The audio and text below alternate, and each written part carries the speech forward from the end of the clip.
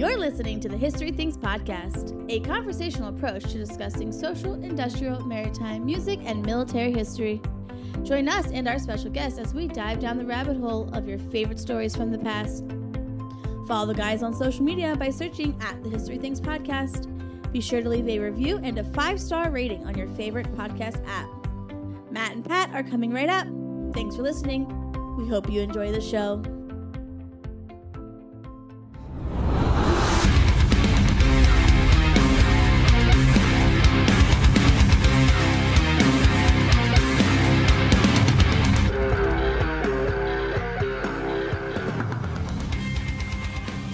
Welcome back, everyone, to the History Things Podcast. I'm your host, Matt Borders, and with me, as always, is my co-host. It's Pat McGuire. How's it going, Pat? What's up, man? I'm super pumped to be here for this one today, Matty B. Awesome. Well, we're definitely pumped to be here. We've got an awesome topic, something that is super important, something that you and I have touched on a lot in our own research and discussions. We're actually going to be talking on the Emancipation today and its importance and ties to something that we both have spent a lot of time with, the Maryland Campaign of 1862. Maryland Campaign, you know we love it. Absolutely. Now, to help us with this topic, I've brought in an old friend of mine. This is Jess Rowley. How you doing, Jess? I'm good. How are you guys? Good. Thanks for having you here, man. I'm excited. We are super pumped to have you, sir. When it comes to this topic, what drew you to it? Oh, that's a great question. When I first came to Antietam, I was already interested in the Civil War, but taking a deep dive into Antietam, I think you're studying the bloodiest one-day battle in American history. At some point, you ask yourself why, right? And then also, what were the results of that? Was it all for nothing? Right. So those two questions, of course, they lead you initially to the study of the campaign, and then the study of campaigns surrounding that, and the study of the greater war. At some point, you go both before the war. Why is all this happening? And also after the war, and what were the long-term effects? Context is everything. Context is everything. Putting the fight, the battle, into the greater context of the war, and then the war itself into American history has always been one of the things that I do with my own work and presentation. So I'm glad to hear you're coming at it from a similar approach. When it comes to the Emancipation, though, it is the preliminary. It's launched 5 days after. Is there a reason for that? What is the purpose? What is the timing? Well, I think first off, the document states that the final proclamation will be 100 days. That's a nice even number. It is. very, very clean. But I also think that Abraham Lincoln is waiting. Let's keep in mind that when Lee's army recrosses the Potomac, it's not guaranteed that they are heading south. Right. He wants to continue this fight. Exactly. In Right. fact, Jeb Stuart's cavalry is back in Maryland. That's true. Very quickly. He's Right. he's over in Williamsport. Yep. That's right. Right. And so if you're Lincoln, you don't want to jump the gun, right? And say, oh, hey, we won this battle. That's what I've been waiting for. Here's the, oh, wait. So I think that's also playing on his mind. He wants to confirm, is Lee's army actually retreating, or are they just redeploying? It's a really good point, actually. Yeah, a lot of folks don't talk about Williamsport in 62. They talk about it in 63. Of course, because it's where they go on their way to Gettysburg. Right. Yep. Or back from. But yeah, in Stuart's cavalry crossover, there is a fight up near Williamsport. We have elements of the old 4th Corps up there. Yep. Under the 6th Corps, right? Under the 6th Corps, that's right. The subject to moving to emancipation has always been fascinating for me, because one of the things that I get to do every day as a frontline interpreter is watch people get very confused about the concept of the war is always about slavery, but not always about emancipation. And like watching them like try to navigate that, they're like, how does that work? So kind of like bringing our listeners to that same moment where we have to address this, like, how is a war that's always over this institution not about emancipation initially, and then when does it really start? Like, Lincoln doesn't just wake up in the aftermath of Antietam and go, you know what we should do? Right? Like, this has been on his mind for some time. Yeah. So how do we kind of get into it just to help our listeners understand that, even in 1860, during the presidential election, in 1861, when First Manassas Bull Run is being fought, this is a war about slavery. If you're mad at me right now for saying that, you're late to the show, honestly. We're in season 6 at this point. You're late. Right. But how do we get into that moment where it's morphing? It's not just a war about this institution. Now it's a war about ending this institution. Right. That's when I in like a perfect world, when I give a program about the emancipation, I wish that I could first talk for like an hour about the cause of the war. Sure. Because that puts the topic of slavery into the Southern perspective, right? Because it's not controversial to say that the South is seceding. No. Right. And that there are Southern men taking Southern states out of the United States and creating a Southern Confederacy. So the topic about what caused the war should be a very Southern-focused discussion. Sure. Right? And so then that allows you to then understand slavery from the Southern perspective.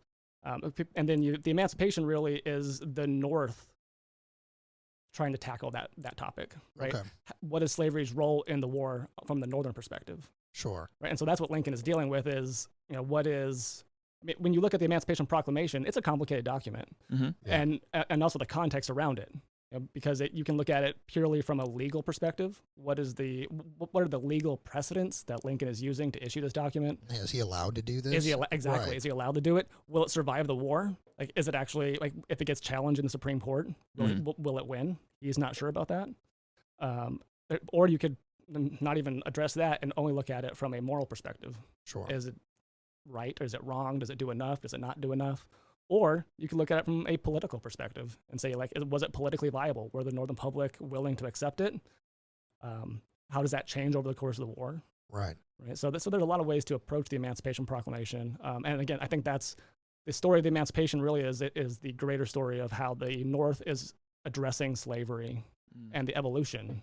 Right, an institution to which it's not wholly reliant, yet it is complacent in sort of allowing its existence to go on. Like, it's not absolved of the morality and responsibility of this institution in the country. Right. And so it is struggling, wrestling, navigating, I've used that term, this institution in a different way than the South, who was like, we're built on this. Right. But it's interesting, as you're just kind of putting out there, that, like, it's not just like the North woke up one day. They're going through their own sort of like, what is this? So that's a pretty cool context. Right. Context, sorry. And that is, Abraham Lincoln very early on is very clear that the one constitutional, the one thing that he is most certain that he has the constitutional authority to do is to save the Union, right? And Yes. so that is the battle cry Right. in 61 and 62, from at least most of 62, is really preserve the Union. Right, because he's got that quote, like that really cherry-picked quote. Everybody's like, oh, there's three parts, but the one part makes my case, so I'll stay there. Like, I'd free all the slaves to save the Union, or Right. I'd free none of the slaves to save the Union, Right. or I'd free some, but not others, right? So, but the point in that is there's three statements, and they all end with to save the Union, to Right. preserve the Union, right? Right. And he's throwing that out there on purpose, right? That's a letter to Horace Greeley. He's really gone after Lincoln about emancipation. He is very Yes. hard on that, on Yeah. Lincoln for that. And so Lincoln is trying to make it clear to Greeley. I think more so than Greeley, though, his actual audience are conservatives in the North. Yes. That, bottom line, my goal is to preserve the Union. But if attacking slavery preserves the Union, then by default, I'm going to do it. I'm going to do it. Yeah, so he's speaking past Greeley at that point. He's Exactly. going like, I know you're Right. publishing this, so Yeah. for your listeners, here's what Exactly. this is. Right. Here's what's Yeah. up. Yeah. Okay. And you can see that in the preliminary proclamation, some of the changes between the preliminary and the final, he is throwing out these different, I don't know if you want to, so he talks about compensation, he talks about colonization, all in the preliminary, because he is trying to alleviate concerns in the North. Sure. When he gets to the final, well, now all bets are off. So Right. there's no more alleviation. I'm doing it. Yeah, we're just full Right. speed ahead. Full speed ahead. Right. That's Exactly. right. So does that conversation for Lincoln start in 61, or does it really start in the spring campaign season, or after, when things start to go bad for the federal war effort, right? Because by June of 62, we're potentially looking at the end of this war, right? So with the spring campaigns of 62, we're already starting to see the federal government, the Lincoln administration, moving towards emancipation through the ending of slavery in the District of Columbia. Right. In the Confiscation Act, I'm sure, like, these are things that play into this, right? Because obviously Fort Monroe in early 62 has a role in emancipation before it's become an official piece of politicking, things like that. If I'm not mistaken, who's the commander down there? Is it Butler? Benjamin Butler is the one who will famously term contrabands. That's the one I'm looking for. Is Right, sorry, not confiscation. Well, the first and second confiscation acts. Right. Yeah. Right. Yep. And I think it's important. So we have Butler in May of 1861. Enslaved people are arriving at Fort Monroe, and he understands a lot of these folks are being used to dig fortifications. Right. At some point, the U.S. Army is going to attack. It's like, well, it makes no sense to send these people back. Yeah, why would I give you your labor force? Right, exactly. And so he creates this term, like you just said, the contraband of war. He actually sends that to the War Department, and he gets a very curt response that is basically unsigned, just says your policy is approved. Right. So I'm good with it. Not from who or Nobody's declaring it from the rooftops. Right, exactly. But it just says I'm good with it. Do it. And Okay. I think that's the evolution of emancipation during the war. Is that it's initially like, okay, like contraband. What does that even mean? There's no definition of it necessarily.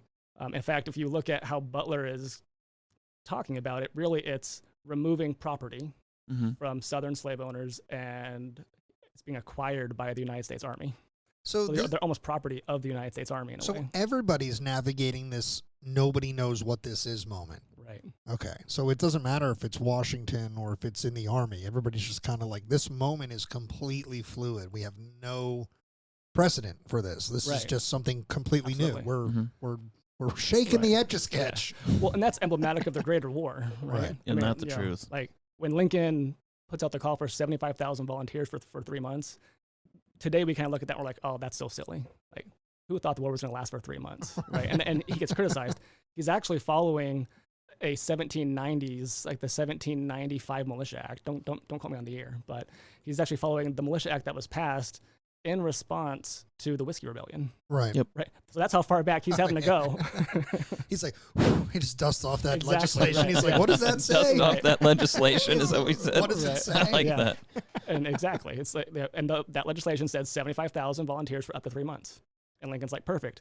It's also interesting that because it was in response to the Whiskey Rebellion, and George Washington, again, trying to navigate how are we going to deal with rebellions. We are the rebels. So how do we deal with our own rebellions? The wording of that act really was more so to almost give these volunteers, they were in support of law enforcement, basically. Right. So the initial call for volunteers by Lincoln is worded the same way, where it's almost the goal of these 75,000 volunteers is to go into the states and reestablish the civil authority. So to be more like cops than an army? Exactly, right. Yeah, or helping to protect and or enforce through like the U.S. Marshals and stuff like that. Okay, cool. Right. Yeah. Well, and it fits into that narrative that the Lincoln administration truly believed there for a while, that it was only a small group of Southern aristocracy that was dragging the southern states into rebellion. Yeah. I mean, Right. not the case, but that is really what was believed, and that would make sense that they were wording it as such. Right. And Absolutely. then they got to Manassas, and Armistead was somewhere going, all of Virginia is here. He didn't say that at Gettysburg for the first time. He said it earlier in the war. Anyway, Matt, just to sort of touch on this, so our listeners, I guess, can keep track. We flirted around this. So where, when you pick up the Maryland campaign, are you picking up the story from strictly the military perspective, or are you picking it up like as the politics, like is everything changing? Because we were talking about this fluid situation. So when does it become apparent that we are heading towards this? Like, is it after the 7 days? Is it after Lee's turnaround? Like, does it start just before the 3 weeks in September, or are we doing this in June of 62? For the Emancipation? Like, because Lincoln, I know, just to kind of like broad stroke it, wants to issue this earlier, but ends up sitting on it because you got to have. But that's in July. So that's in late July that he does that. July 22nd, if I'm not mistaken. Yes. Yeah. But you're right, though, Pat. I do believe there are earlier signs. The most obvious being the ending of slavery in the District of Columbia. That's in the spring of 62. Okay. So that's before the 7 days and things of that nature. I do believe Lincoln is, and Jess, either back me up or tell me I'm wrong, is saying or is baby stepping the country towards emancipation. He's doing these little steps, particularly in 1862, to prepare the nation for that. Yes. Makes sense. Yeah, and I think, and I don't think He knows. He right, doesn't think exactly, he knows. Right. Yeah. I'm just trying to think. Like, it's very difficult, and I think Lincoln scholars across the board struggle with this. Is trying to. It's very easy to assign agency that you want to see in Lincoln to Lincoln. Oh, 100%. Right. Yeah. And so, I think it's a myth that he's this great emancipator from day one. But I also think it's a myth that, like the Horace Greeley quote that we talked about. I think that when he said that, he had already written the Emancipation Proclamation. So again, he is a good politician. He is definitely trying to, like you said, baby step the Northern Republic. I think he's also evolving himself. Oh, absolutely. And so, I think all these things can be true at the same time. We were discussing recently the galvanization of people through the war, how even, generals like Alexander Hayes, Jefferson Davis, they all start the war in one place, and by the end of it have completely evolved in their view. A lot of the soldiers change when they finally get down into the Mississippi Delta, and they see Louisiana slavery, Mississippi slavery, and how it's very different from Virginia slavery. Jefferson Davis, at the beginning of the war is, he's not directly into it. He, calls his resignation from the Senate the saddest day of his life. And then by the end of the war, it's like, we got to keep it going, boys, get this government on the run. And he's fully bought in. But so Lincoln is another one of those that I think in my studies of Lincoln, I think by the time he is coming to the presidency, he's not pro-slavery, but he's not pro the ending of it. I think his personal views are just he's not about it. I think he's very much the Republican platform at that time, which is ending the expansion of slavery, keeping it out of the territories. 100%. Yeah. Okay. But by the end of the war, he's in. I mean, he is in. Yeah. Absolutely. In fact, he's not even just. It's not just about slavery. But he's by the end of the war, right before he's assassinated, he's talking about the issue over citizenship. He's talking about voting rights. Yeah. Wow. So it's expanded far beyond just simply ending the institution. But let's dive into it with you, Jess, and kind of walk us through the coming of the preliminary, and then how does the preliminary merge into the Emancipation? Sure. Yes. So as far as the preliminary proclamation, again, we've already talked about Benjamin Butler in May of 1861 and this contraband of war, and that's the first policy that exists for the United States Army. Now, keep in mind, there's many groups that are contributing to this policy, right? So it's not just Butler and the U.S. Army. There's also, by the end of the war, we're going to see everyone in the North is in some way contributing to the ending of slavery. So that includes the U.S. Army, but that also includes Abraham Lincoln using his powers as the president, executive powers. We have Congress passing bills. Yeah. And the underlying piece, I would argue the most important piece to all of that, are enslaved people running away. Yes. Right? That the pressure from them is from day one. I mean, they're actually the ones that are creating this conundrum for Benjamin Butler. If they don't arrive at Fort Monroe, he's not out with a sign saying, "Flee here." Right. They're showing up. They're anyway. showing up and saying, "You should take us in." Right. And so, to them, from day one, the war is some sort of freedom event, and they want to cap it because the war could last 2 weeks or it could last 20 years. Who knows? I might only have a small window in which I can flee and achieve freedom. So let's talk about this actually before we jump into it. What is the institution of slavery in this country? When does it start? How do we get to this point where we are having this moral awakening in the country and we're taking what we know is wrong and now we're making it legislatively right? We are going to fight a war eventually to end this institution. We're going to slowly and painfully over the next century plus begin to grant rights and actually establish some version of equality. How do we get to that moment? Because it doesn't just poof, appear in the Lincoln administration in 1860 when he's elected. This is an old institution. Economies are built on it. Right. And that exactly.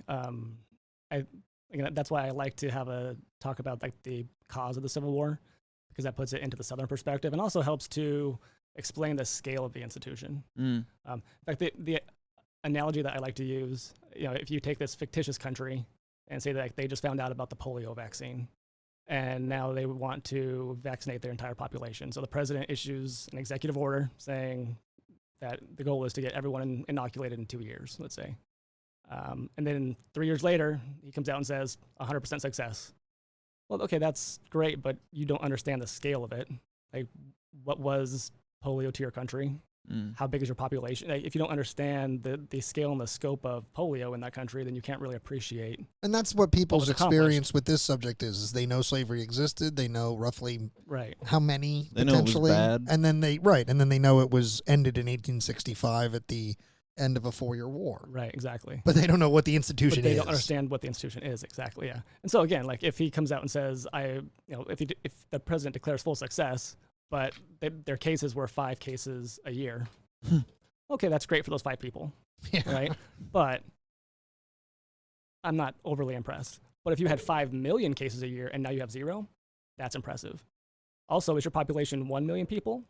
Okay, that's great. Or 1 billion people, which is literally 1,000 times more difficult to inoculate, right? So all those things, the context of it matters, right? And so that's also true with slavery.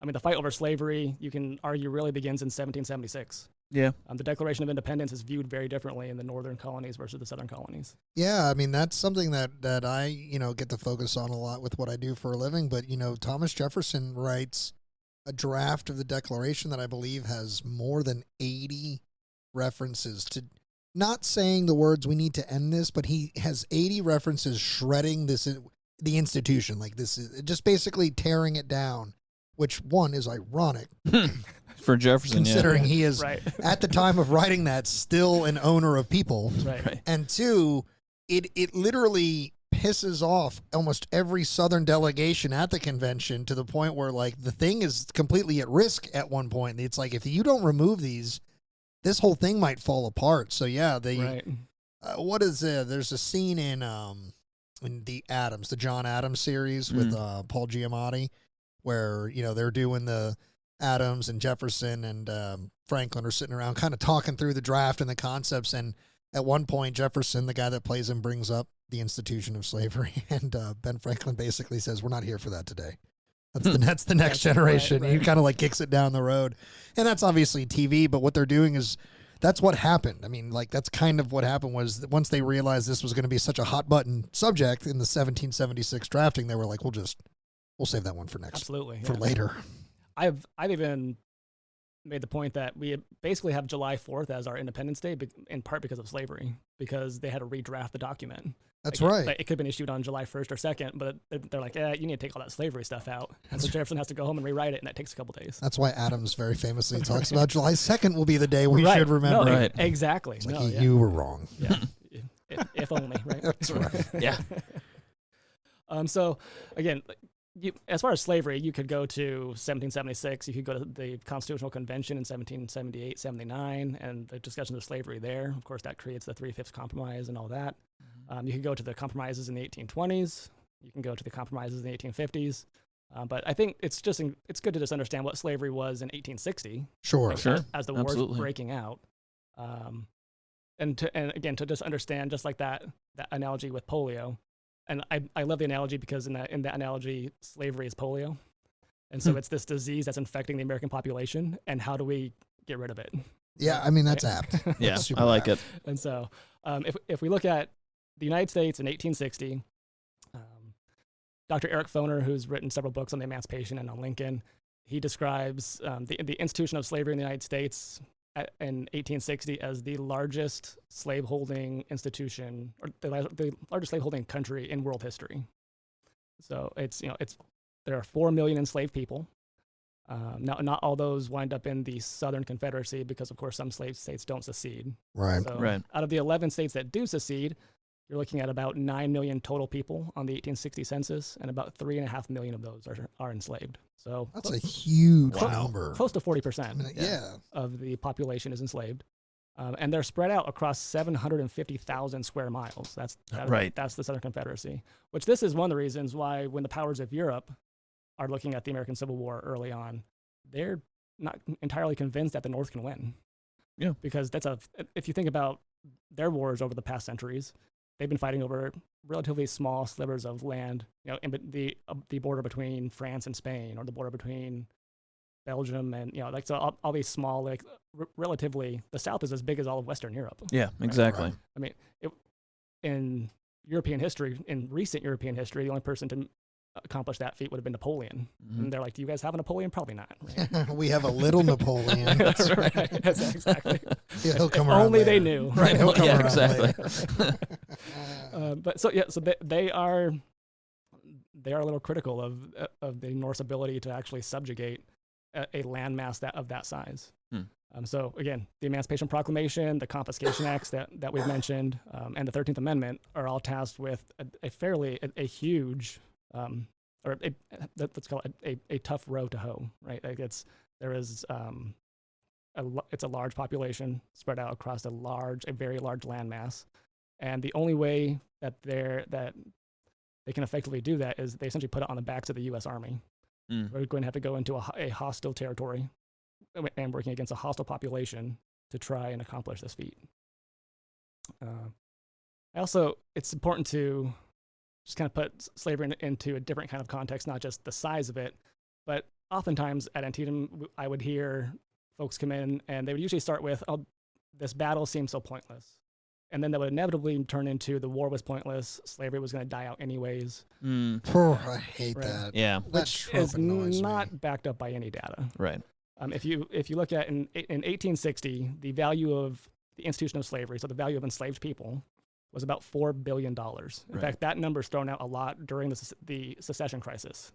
They're talking about our institution is worth $4 billion, and we need to protect it. So that's their number, not mine.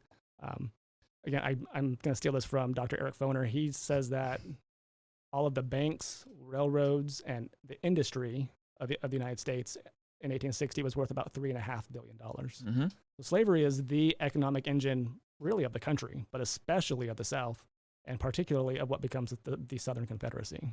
So it's essential to their economy. It's essential to their society.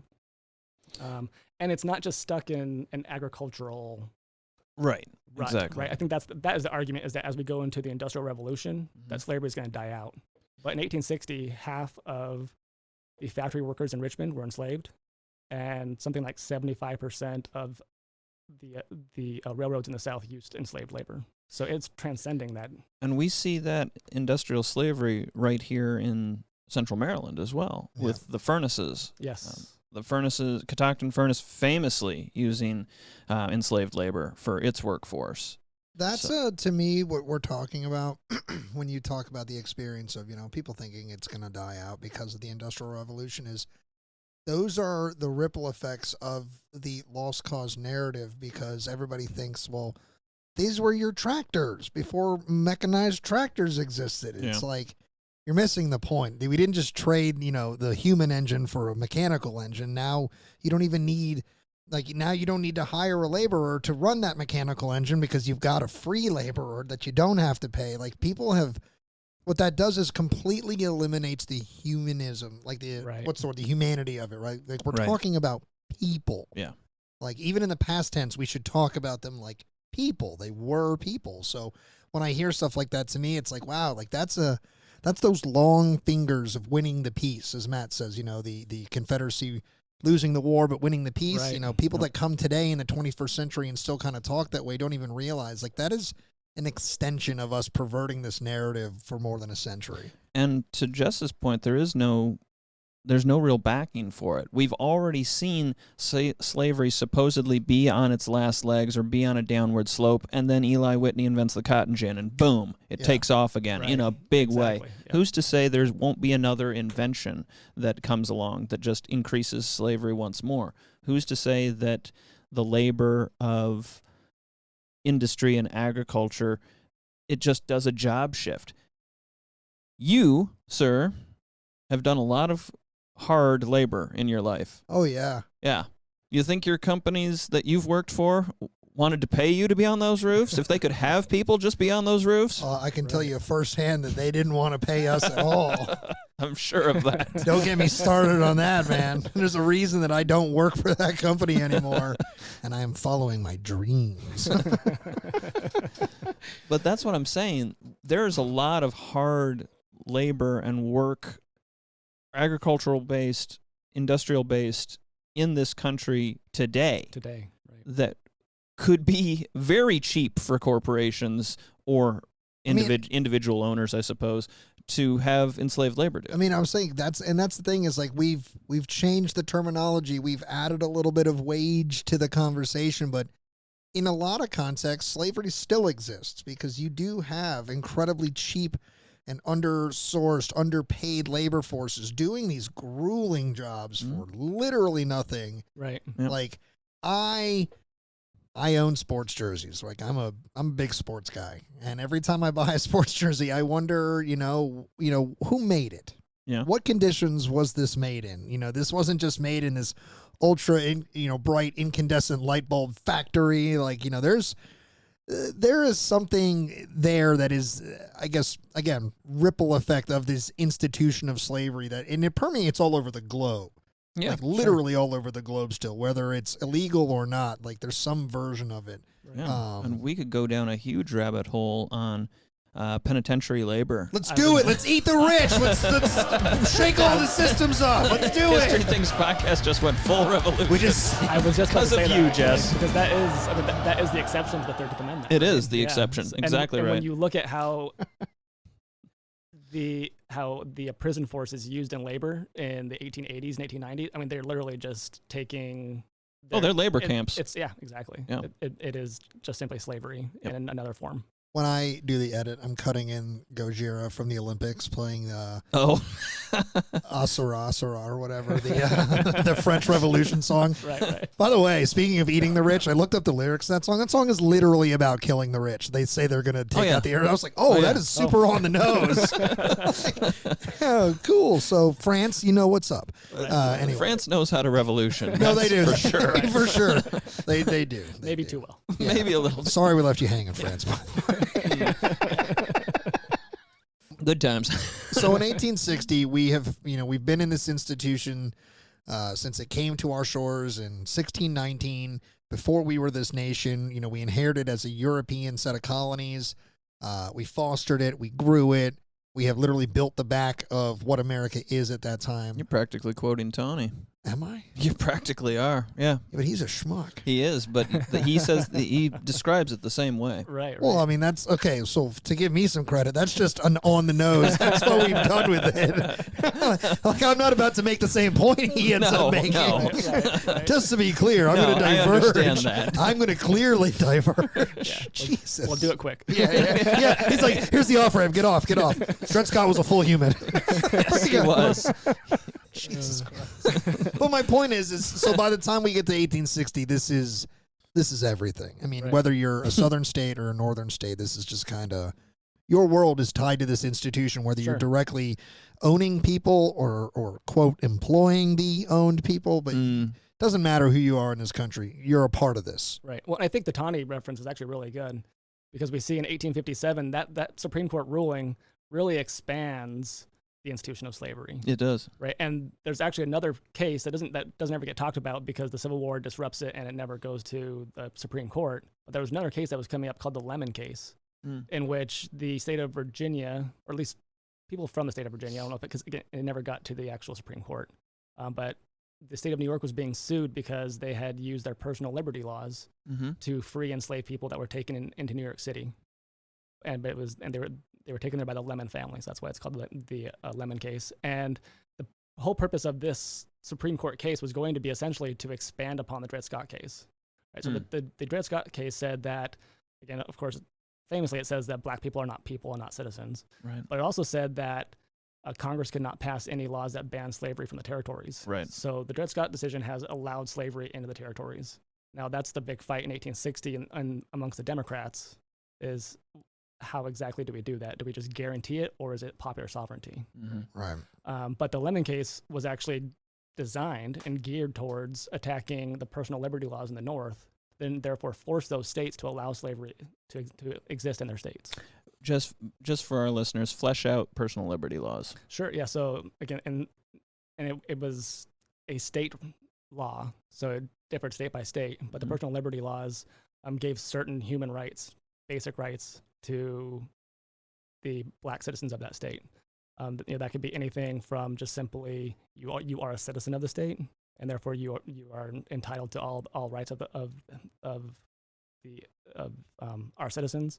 And some states they actually allowed black men, emphasis on men, to vote. Right. So there's different, and it's really geared towards protecting black citizens of those states from the fugitive slave laws. Right. Like if you've seen the movie or read the book 12 Years a Slave, that's the guy who was kidnapped, right? Oh yeah. So that happened, and he was never enslaved. He was born free. Versus someone like Frederick Douglass, who lives in fear that he's going to be taken back. Exactly. This is reminding me of an 18th century practice where I believe it was the colony of Pennsylvania had if you were an enslaved individual and you made it to within their borders, you are free. Yeah, you were good. You could be considered free. And to that end, Washington, who we love to put on the pedestal, would always send his enslaved home when he had to venture to Pennsylvania, because wasn't it a certain amount of time in Pennsylvania? I think it was like 6 months. Yeah. So but I mean that's still the thing. Is like this. Yeah. There's a personal sovereignty, personal liberty that's being established. Just by getting to this colony and hanging out for just long enough. But so I mean this is a thing that's been around since before the states were the states. Exactly, yeah. And the states are going to use these to push back against things like the Fugitive Slave Act of 1850, which is stating that the enslavers can now go into northern states, but not just go into them, but actually usurp their magistrates and law enforcement to then help them retrieve enslaved individuals. Basically say, I have jurisdiction over you inside of your jurisdiction. Right, exactly. So and that's actually infringing upon their local rights. Right. And likewise, this is one of the big ironies. When the Democratic Party splits in 1860, the Northern Democrats are all about popular sovereignty. That's the Stephen Douglas, right? Right. And so that really is, it's up to a vote of the people. The people should get to choose. But the Southern Democrats want slavery guaranteed. Yeah. That's actually eliminating the right of the people to choose. And if you eliminate those personal liberty laws, that's eliminating, those are all state laws. So it's actually the federal government, through the Lemon case, through the Supreme Court, the federal government would be essentially eliminating state rights. And I see where you're going with this, Jess. Exactly. Yeah. So if you want to make a states' rights argument, the war folks, was about states' rights. Yeah, but whose states' rights? Right. Sorry. And again, that is the big fight in 1860. It's not about the existence of slavery in the current states. It's about how far are we going to allow slavery to expand. Right. Right. So slavery, to your earlier point, Matt, slavery is not on its last legs in 1860. Slavery is perhaps not at its zenith. Maybe that would have been the 1830s, 1840s, but it's definitely still an extremely powerful institution. It's viable. Yeah. Like if you're part of it, it's extremely viable. It's interesting that you mentioned, and I don't want to keep going back so often, because I know you're trying to move forward, Jess. No, we're good. But it is interesting that you point out that slavery in the United States is probably at its most potent in the 30s, 40s, because that's also when we see abolitionism really start to kick in in the United States. And I think those two are moving parallel with one another. Yeah. I thought there was a big piece of legislation in the 30s that there's the nullification crisis in the 30s. Yeah, that's what it is. You also have Nat Turner's rebellion at the beginning of the 30s. Right. And I chose the 1830s also because that's when there was a gag rule in the House of Representatives where you couldn't even discuss slavery. Yeah, that goes into the 40s. That goes into, right, yeah. So that's 1830s, 1840s is when the pro-slavery factions within Congress are actually banning you from even talking about slavery. Yep. Dude, sensitive people. And censorship. We could get on that. We could go down that rabbit hole too. Listen, we're flirting with me having to. I'm inclined to start voicing my opinions about more modern things, and we don't do that on this show. Pat's gonna start singing the Marseillaise over here in a minute. We don't do that. We're not a modern commentary show, but the fragility and hypocrisy of things is insane, right? And historic, it seems. Well, I'll take us back again. Yes, please. Because we're talking about slavery a lot, which again, that's an essential piece to the emancipation talk. But we should also talk a little bit about the history of emancipation, right? So because emancipation, I guess we should just define it, is just essentially either being freed or freeing oneself from the institution of slavery. And so there's different aspects of that. Of course, you can, like if we look at the history of the Underground Railroad, which has a long history in the state of Maryland, we can definitely see that people essentially, ever since there was a slave, there was somebody who didn't want to be a slave. So Absolutely. emancipation is as old as slavery. And again, that the most constant force before the Civil War, and certainly the most constant force during the Civil War, are people that are fleeing slavery. Now, self-emancipation can be running away. It can also be rebelling against slavery, like we saw in Haiti in the 1790s. But then there's also legal emancipation, which that's the 13th Amendment. And that's what the northern states did in the 1770s, 1780s, 1790s. These personal liberty laws that we're talking about, that was legal emancipation, where the states are passing laws that apply within their borders. So they're handling it on the state level. Right, exactly. Like if the federal government won't do this, we're just going to do it. Exactly. So in Maryland and New York, actually Maryland waits till 1864. Yeah, Maryland waits. Maryland waits a while. But in Massachusetts, they're like, we're just going to tie this up now. Right. But Maryland is an example of that during the Civil War. Yeah. Right? Yeah. Absolutely. It is. And to Jess's point, this is not immediate emancipation either for most of these states. A lot of it is real gradual. Sure. I mean, there's a bunch of lost cause folks that like to point out the enslaved populations that still existed in some of the northern states at the beginning of the war. That's because they are manumitted. They will be freed at some point. Right, exactly. Yep. And again, I mean, you can say that there's some hypocrisy there, but Lincoln's basically offering that. Right. Even during the war. Yeah. Right. So the compromise was always there.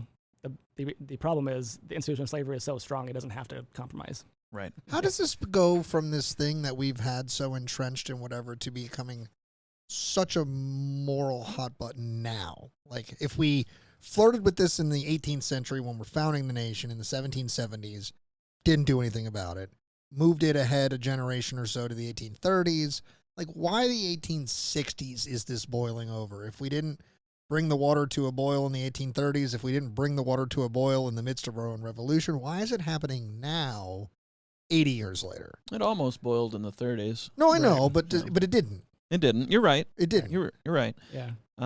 Why is it boiling now? Like, why are we frothing over the top? I think there is kind of a perfect storm here, where again the Republican Party. So Lincoln is the first president elected with a party platform of at least limiting slavery in some fashion. Right. And if you look, things have started to, again, that's why I said like 1830s, 1840s as the zenith, because before that time, almost every president was intimately involved with the practice of slavery, from Washington to Jefferson. In fact, the two that aren't are the two Adams. Right. Everyone else either owned slaves while they were in office or had owned slaves prior to being in office. Every president, right? And so, until again like the 1840s, and then we start to see there's a shift where the South cannot basically unilaterally elect a president, and so they're having to kind of ally themselves with the Northern Democrats to get folks elected. And so the last three presidents before Lincoln are men from the North who don't own slaves, but are allied politically with the institution of slavery. So like James Buchanan, for instance, is the perfect example. The two before him were just as in bed with slavery as he was. But when you look at his cabinet is full of future Confederate generals. Yep. And guys who did a lot of shady stuff. Yep. I wonder how much of this conversation is also tied to the earnestness in which we are now moving west. Because in the 1830s, we're doing it at a much slower pace, right? Sure. Like, Texas is still trying to figure itself out. The Mexican War. Right. Yeah. We got all that. But then, right. And then now that we've got, these confirmed new territories, California, New Mexico, Arizona, Texas has decided that it can't do it on its own. And by the way, Texas, love you, but you still can't do it on your own. Give it up. Give it up. But they've joined the union now. Railroads in concept, I am one of the subjects I would love to cover on this is the building of the Union Pacific and the Central Pacific's, transcontinental railroad. But, that is in concept mode at this point. It's not being built yet, but we are looking into the West a lot faster and deeper, and I wonder if and the debates on where that transatlantic line are going to go are an issue of the time. But I think that what I'm kind of thought exercising out loud right now is that maybe that's one of the big catalysts, and why, you know, the territories are the expansion into those territories is why it's such a focus, is because now we're doing it. Like we're doing it at speed. It's not just this slow, gradual thing that it was in the 30s and 40s. The war with Mexico's over, and now we're full steam into the Midwest. Exactly. Right. Yep. Coming for the Midwest, Matt. I think that's huge, and that is talked about again. And that's why it's always so good to start with the secession crisis and all the Southern sources that are involved with that. Right. And so, yeah, if you're Abraham Lincoln and you're trying to figure out how, will the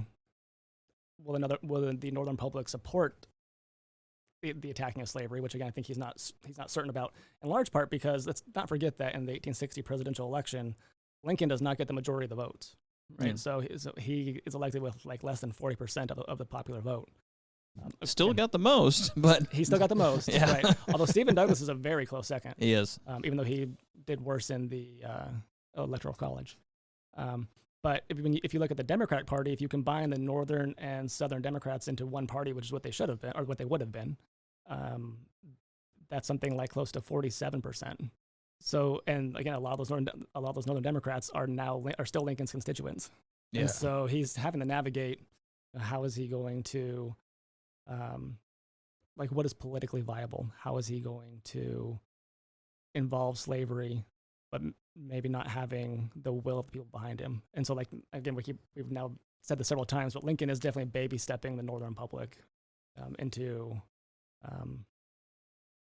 being more in line with slavery as a war goal, attacking slavery. Does it as a war goal start to spread out of Massachusetts? Because, you know, Massachusetts is very famously the anchor of abolitionism in the North, or one of the big ones. Is it moving, excuse me, out of the New England area early in the war, or does this start to happen really more?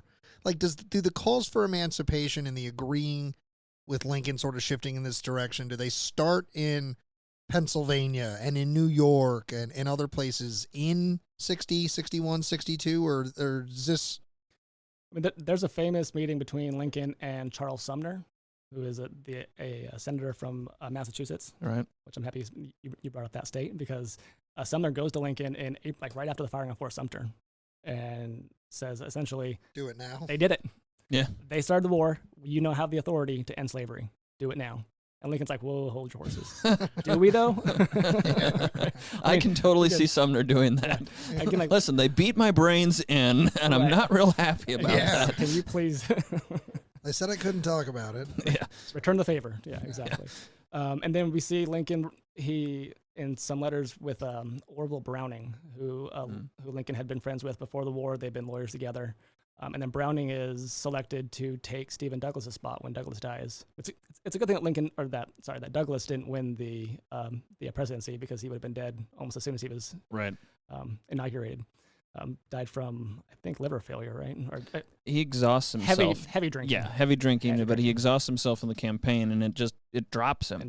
Lincoln beat that ass in those debates so hard he died from it. Actually, Douglas technically wins the Lincoln-Douglas debates, but... Nah, bro, Lincoln's president. I don't care what you say. Yeah, exactly.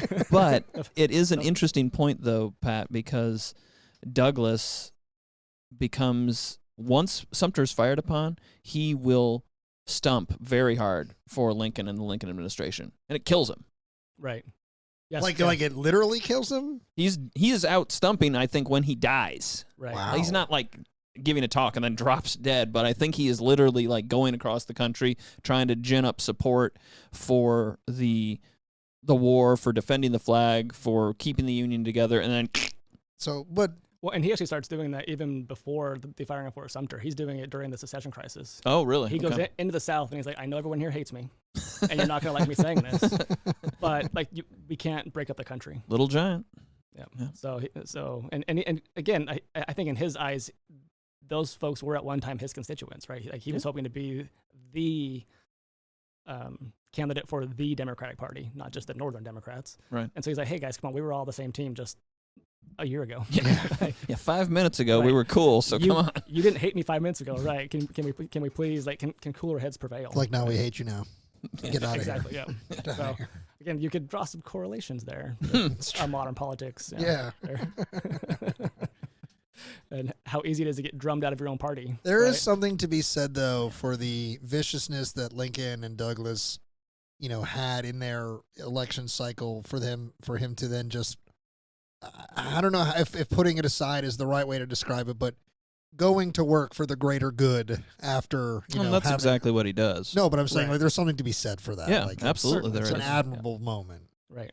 And then again, it's preserve the Union. Yeah. Yep. That is, and Lincoln understands that. Like if he and Douglas can agree on that, then Americans can agree on that. Yeah. And so when we're trying to initially just bring in volunteers and trying to kickstart this war effort, preserve the Union is obviously the way to go, Right.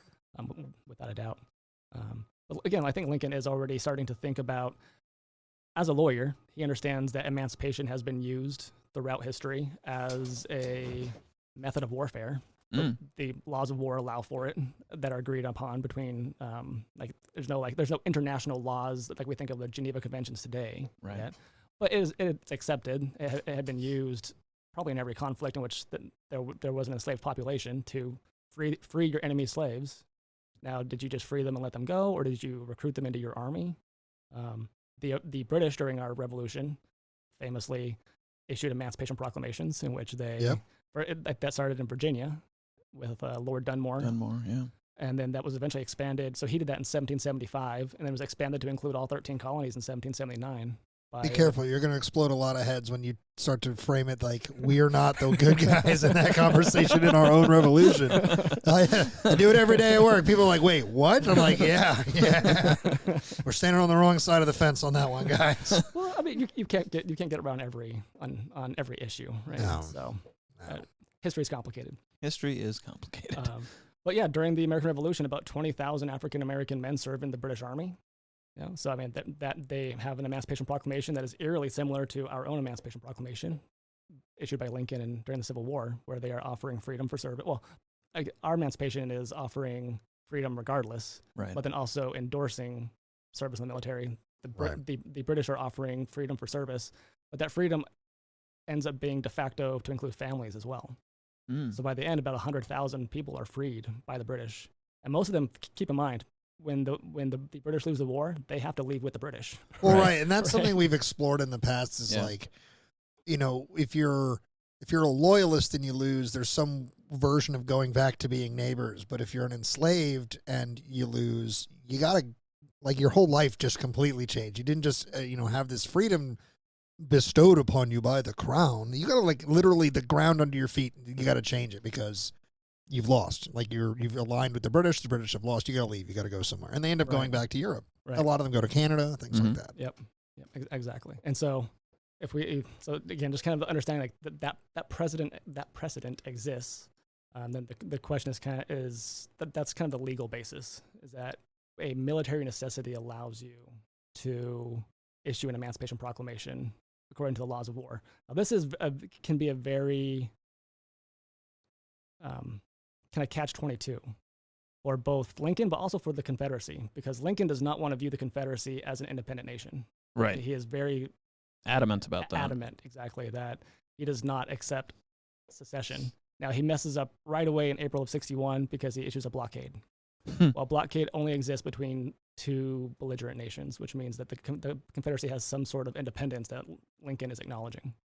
Now, Lincoln had to do that because the blockade would have worked too and the blockade does work. It does work. It does work. I shouldn't say it like that. It does work. Now, his other option was to close the ports, Mm-hmm. which then that would have been that can be done without acknowledging the Confederacy as an independent nation. But then that does not give him the authority out on the open seas to stop and seize anything coming into. So plus, closing a port, it's kind of a hard precedent already set in this country. When a certain port in New England gets closed in 74, it's kind of on at that point.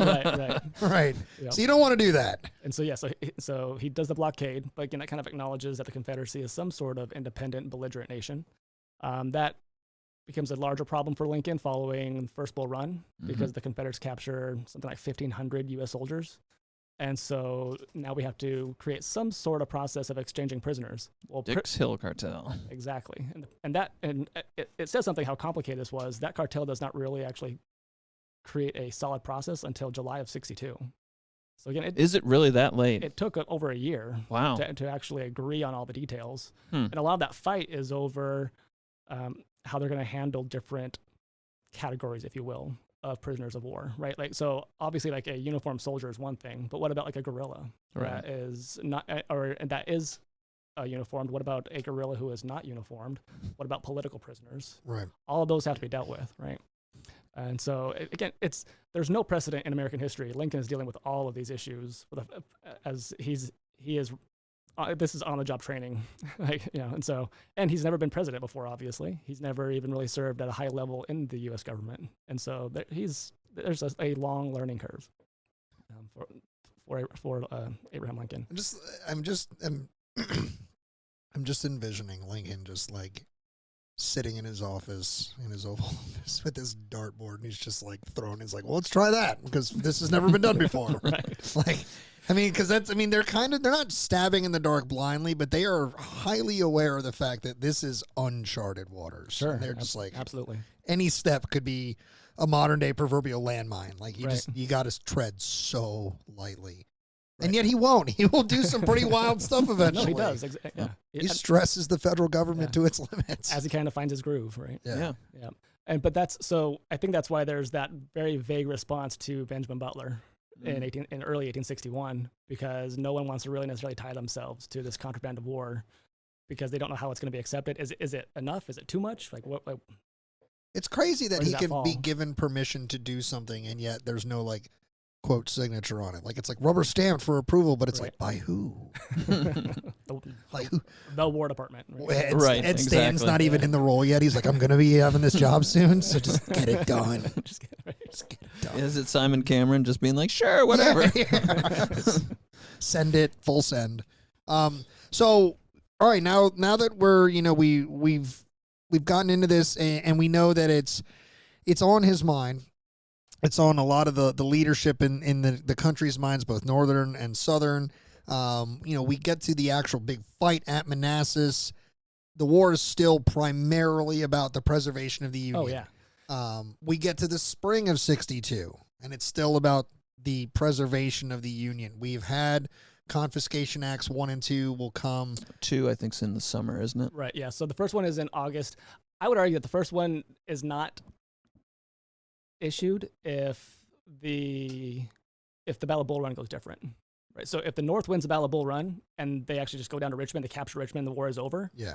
Then the only people that were freed were the people that arrived at Fort Monroe that are contraband of war. And would that even stick? Now, that's really interesting, Jess. I've not thought about that before. And so it's not till after Bull Run is a Union defeat, and now they're having to actually like buckle down and gear up for a long war, that Congress on August 6th passes the First Confiscation Act.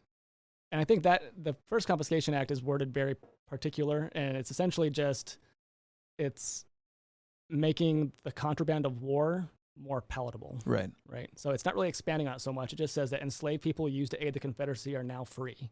It doesn't define free. It doesn't say like it doesn't give a time frame, like free for the war, free forever. It doesn't define that. Doesn't define how aiding the Confederacy is either. It doesn't, right, exactly. Yeah, it doesn't say this is specifically for ditch diggers and trench diggers. It doesn't say anything about what about the folks that are helping to produce the food. Right, Yeah, exactly. It's Yeah. very vague. Very vague. Well, I think it's written that way so that the people implementing it can interpret it with a ton of flexibility. 100%. Right. Yes. Yeah. And so if you are an enslaved person and you arrive at a Union camp and the colonel of that camp is an abolitionist, you're in luck. Yeah. Right? Yeah. 'Cause he can interpret that, the First Confiscation Act, really to almost have carte blanche. Right. Yeah.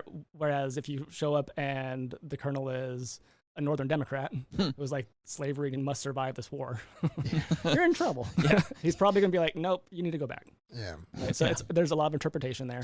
The First Confiscation Act, I think the critical thing as far as making it more palatable is that the contraband of war again had been removing if we're talking, it's always horrible to talk about people as property, but you're removing property from a Southern slave owner, and it's now and those people are now the property of essentially the federal government via the U.S. Army. And Congress is like, we're not in the business of owning people, right? So they passed the First Confiscation Act and say they are free, like they're not owned anymore. Now what is freedom? That's not defined. Right. Again, it as you said, Matt, it's very vague. And then really, like from that point, Congress goes into a recess, and we don't really see a whole lot of movement until the second congressional session kicks off in December of '61. At that point, or I guess the following day, Lincoln he sends them his what today we call the State of the Union address. In modern times, they actually give a speech before Congress. Back then, they just sent them a letter saying this is the State of the Union. And in that, Lincoln does a couple key things that move the needle in the direction of emancipation. He does talk about seeking recognition for Haiti and Liberia because the United States had refused to recognize them as independent nations. And that was in large part because they didn't want black ambassadors in Washington. And so that's... Liberia doesn't make sense to me because we're the ones who set up Liberia. Right. And then we don't want to... Right. Haiti for sure makes sense. Oh, yeah, 100%. Because we don't want to acknowledge that Haiti ever happened. Right. In fact, that's, again, going back to the secession crisis, the rebellion in Haiti, or they always called it Santo Domingo. Right. Saint Domingue. Is brought up all the time. Yeah. As like, if we don't secede, this is what could happen to us. So we must secede. Right. I mean, that's a story we're intimately familiar with here on the show. There's a family that lives in Frederick, Maryland, on a battlefield that we study quite a bit that is literally where they are in our story because of this revolution that occurred in the 1790s. They were a part of one in France, had to flee. They went to Saint Domingue. Then there's another one. There's a trend. This family, by the way, don't follow the Vicendier family. They're gonna bring hell with them behind them. But but it's the same kind of concept. Is like they're a part of what the point you're discussing right now. So right. Is that right by the Best Farm? That is the best farm. That is the Best Farm. Yeah, that's where they live. Yeah. Awesome. Yep. La Hermitage. The Hermitage. Oh, right. Yep, exactly. Cool name. Terrible family. Yeah. That's right. Yeah. Again, history is complicated. Yeah. History is complicated. And in fact, Congress will pass a bill to recognize Haiti and Liberia in June of '62. So that is one thing that there's a lot of changes in this congressional session that goes from December of '61 until July of '62. It will include the first resolution to end slavery in the District of Columbia, which we've talked about. That discussion begins on December 16th. And then from there, again, we're kind of into the winter, so things are going slow. Again, there's other. This is all not happening in a vacuum. So at the same time that Congress is debating slavery in the District of Columbia, and Congress is also talking about, and again, Lincoln and Congress are both starting to evolve on this issue of slavery. Of course, the war is going on. Grant famously captures Forts Henry and Donelson in February of '62. That, of course, is eventually going to lead to the Battle of Shiloh in April. But the capture of those two forts really means the capture of a large chunk of Tennessee. Yeah, because Nashville will surrender a few weeks later. A huge manufacturing depot that's essentially just captured, and now all that manufacturing power is now going to the Northern War effort versus the Southern. So that was a huge military victory. And then from there, and so again, that almost guarantees that Tennessee, the pro-Confederate side of Tennessee, is largely in Union hands.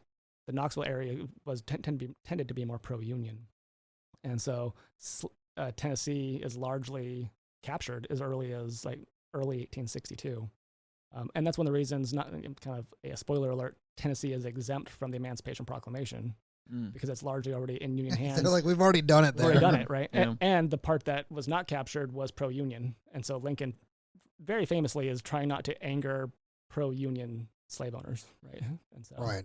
Yep. Again, we're flirting with another one of those themes, right? Like there isn't this unanimous consent for secession. There are pockets of Union loyalty all over the South. Oh yeah, absolutely. Yep. And then Lincoln he sends his first kind of proposal, just again trying to test the waters. He sends his first proposal to Congress discussing an Emancipation Proclamation on March 6th. So that early, it's March of '62. Yeah, March of '62. Okay. Interestingly, and I don't think there's a correlation here, but that's 2 days before the launch of the Peninsula Campaign. I was going to say, that's literally Little Mac's getting ready to hit the go button. Yep. And maybe that is Little Mac is now out of D.C. because as I'm sure we'll discuss, Little Mac not a huge fan of the Emancipation Proclamation. Not a huge fan. So on March 10th, Lincoln meets with the border states. So again, going back to our pro-union states and areas, territories that still have slavery. Lincoln meets with the border states, and he's advocating for state-sponsored emancipation. Now, Lincoln had already done this with Delaware specifically. I'm not trying to pick on anybody from Delaware. No, you can do that. They're from Delaware. Okay. They already know. But he goes to Delaware in late 61 and essentially gives them a plan for emancipation. Like, here's a state plan. There's on the 1860 census, there was 1,800 slaves. So it's the state that has the fewest number of slaves. As far as Lincoln is concerned, this is the lowest hanging fruit.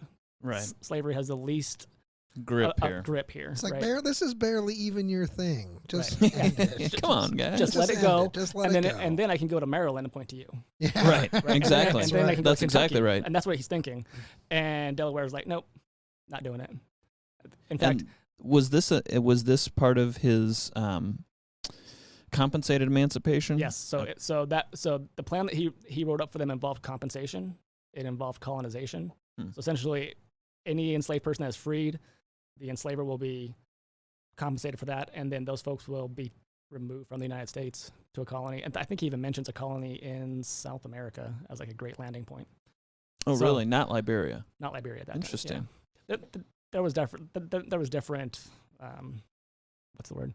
There was different Destinations. destinations. There you go. Right, yeah, exactly. Jeez. Different destinations considered. Over the course of the long history of colonization, where and again, it was never a viable, a truly viable option. Right. And I think when Lincoln, in August of '62, he famously meets with a group of black pastors from D.C. Right. And he's highly criticized for that meeting because in that meeting, his biggest talking point is a pro-colonization talking point, where he's essentially like, slavery is bad. I agree. In fact, I think he calls it like the worst thing that's ever happened to humanity. So obviously Lincoln's not a fan of slavery. But he also says, I don't think our two races can live side by side. Right. And so I need you to go out amongst your people And you should get out of here. and advocate for colonization. Right.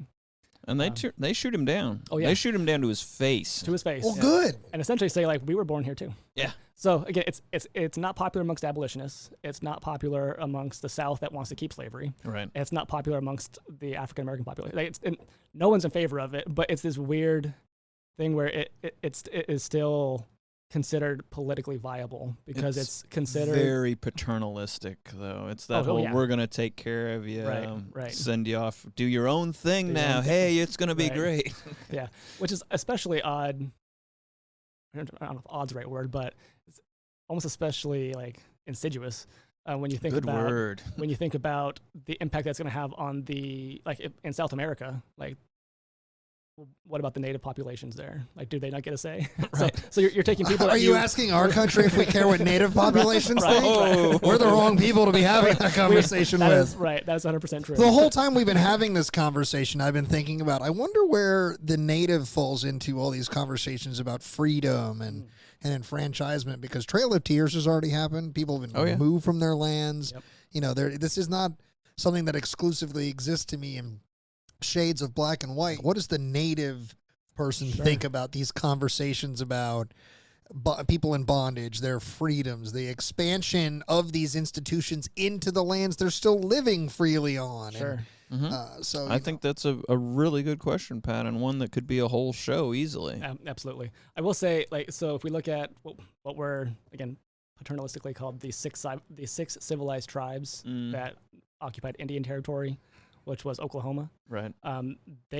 Those tribes practiced the institution of slavery because they had come out of Georgia. Right. And so there's actually a mini civil war in what becomes the state of Oklahoma between the pro-Union and pro-Confederate native tribes. And it gets vicious. And it's bad. Yeah, exactly. Yeah. So our civil war transcends just, like you said, just the black and white. No. Now, I think if you're like out in what becomes North Dakota and South Dakota, Nebraska, Wyoming, I think those folks are just concerned about surviving themselves.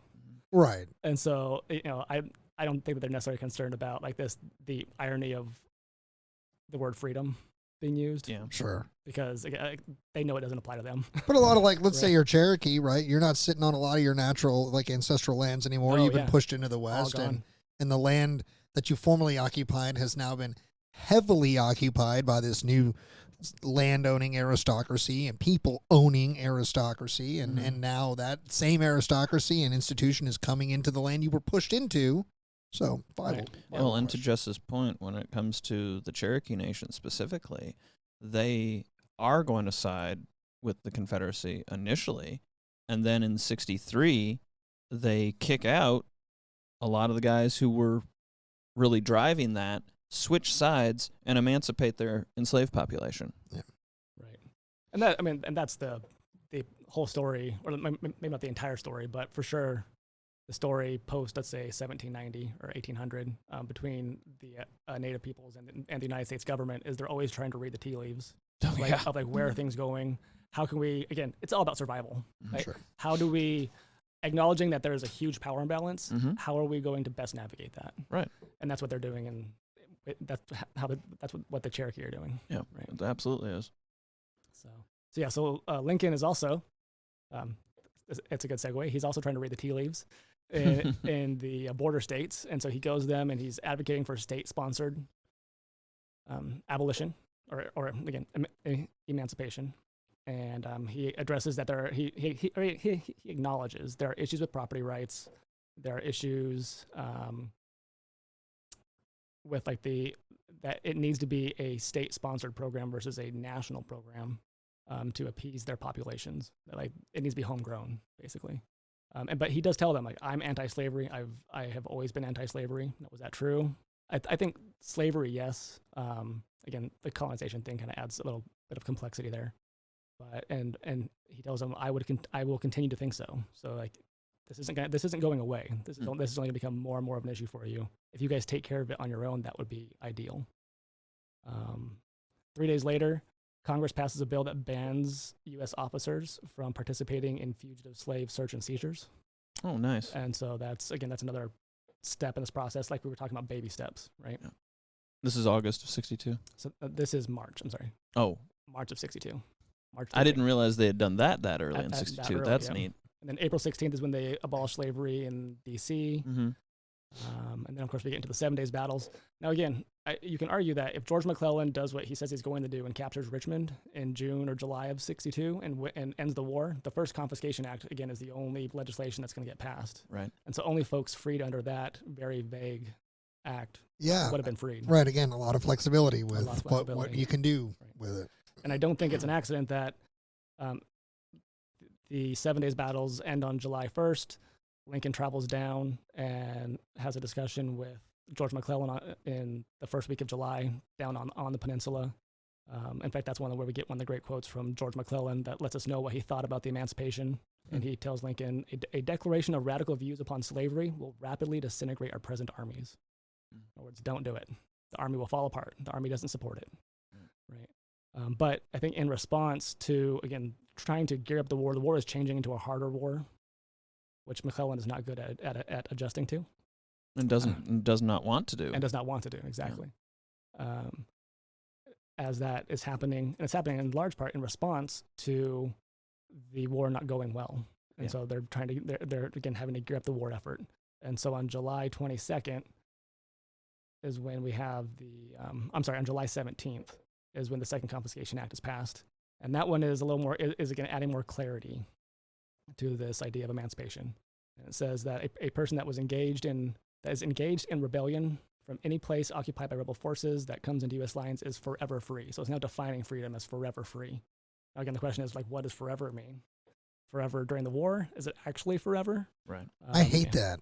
Like, forever should mean forever. Like, there should be no nuance to that. That's pretty clear. Pat, forever should mean forever. That's right. My God. Right. So there still are criteria. You still have to be, you still have to have been owned by somebody who was engaged in the rebellion. So there's some vagaries there. Like, what does that mean?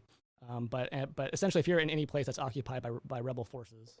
Oh, yeah, because the U.S. Army. What if you are a slave-owning family who literally has no sons fighting in the army and your farm isn't providing? Does this cover you because you're not aiding that rebel army? Your family's not fighting in that. So, right, man, I'm feeling very litigious suddenly. Like, I don't even like this institution. I want to kill it myself 160 years later, but Right. just kind of examining the navigating they're doing. They have to be mindful of like these little nuance arguments because Exactly. one little thing can, domino. Unravel it. Yeah, like blow it all down. So Right. And Lincoln was a lawyer, right? So Lincoln is that's why he's like the litigiousness It's starting good to at make this. sense. It's Exactly. creeping in because he's like, Yep. wait a minute, Yep. this is too broad. Right. Now, it's important that the Second Confiscation Act also actually calls on Lincoln to use his executive orders to issue an Emancipation Proclamation. So when Lincoln signs the act, he's actually signing an act calling on himself. So obviously by that point, I mean, we now know Lincoln has written the document already. Right. Right. And in fact, it's 5 days later that he shows it to his cabinet. And Right. we talked about that on July 22nd. And the decision is made to wait until a battlefield victory. The Second Confiscation Act also amended the Militia Act of there are two different acts, but there's the Militia Act of 1862 was passed the same day, July 17th, and that amends the Militia Act of 1792 that had banned black men from serving in the U.S. military. The 1792 one banned it. Exactly. And now they yes, undid that. Okay. Exactly. Yeah. And so that, again, that's not Congress specifically authorizing the War Department to begin recruiting African American troops, but it's is not it's not. It's not. They've removed the roadblock. It removed the roadblock for Lincoln Right. to do so. Right. And we do begin to see African American regiments, particularly in the Western theater, being formed starting that summer. Right. And also the actually first getting South proper Carolina. weapons. And this Yeah. ties to our conversation last season with Rich Condon about Right. the USCT troops being raised in the Department of the South, Right. right in like Port Royal, South Carolina, and things like that. Mhm. Exactly. Yep. But again, as far as Lincoln using his executive powers, so we're talking a lot about what Congress is doing, but we haven't really talked about Lincoln using his powers yet, besides just signing these acts. For Lincoln to use his executive powers to issue this Emancipation Proclamation, the decision's made to wait for a battlefield victory. I'm sure, as most of your listeners know, the next battle in the Eastern Theater is not a victory. Well, that's why. So I want to talk about that's a gamble to wait on a victory. Like obviously you need the weight of it, but like you can't guarantee. There's no way to predict it. And then the Right. next thing that happens is an absolute beatdown. Well, obviously, Jess is talking about Cedar Mountain, which Which was a little more close. it was a very close spot thing, darn it. No, Jess is obviously referring to the Second Battle of yeah, Bull I'll Run. say definitely the shellacking of John Pope. at Bull Run. Yes. Yep. But I mean, so at that point, I mean, is he? I don't want to minimize it and be like, is he clutching his pearls? But I mean, like, he's got enough momentum that this Confiscation Act has called for it. He signed off on it. He has now shown the draft to the cabinet, right? So, like, he's starting to reveal the poker hand that he's kind of been forming. Yeah. And then suddenly it's like, hey, dog, your rescue army just got destroyed. Your primary army just got kicked out of the peninsula, and its rescue army just got schmacked. So what's next? Like, so is he freaking out right there? He's like, I've been waiting for a victory, and oh my God, like, oh my God. I think he alludes to that when he says, like, when the rebel army entered Maryland, if they were pushed out of Maryland. So now it's almost like not about an actual victory anymore. If we just get them out of Maryland, like, so if we can just keep them in Virginia, Okay. basically, right? So, Damage control. He's damage moving the control, goal right, line. exactly, a little bit there. A little Okay. bit. Yep. So. Now, again, lucky for him, the next battle is Antietam. Again, we can argue semantics about if Antietam is a battlefield victory.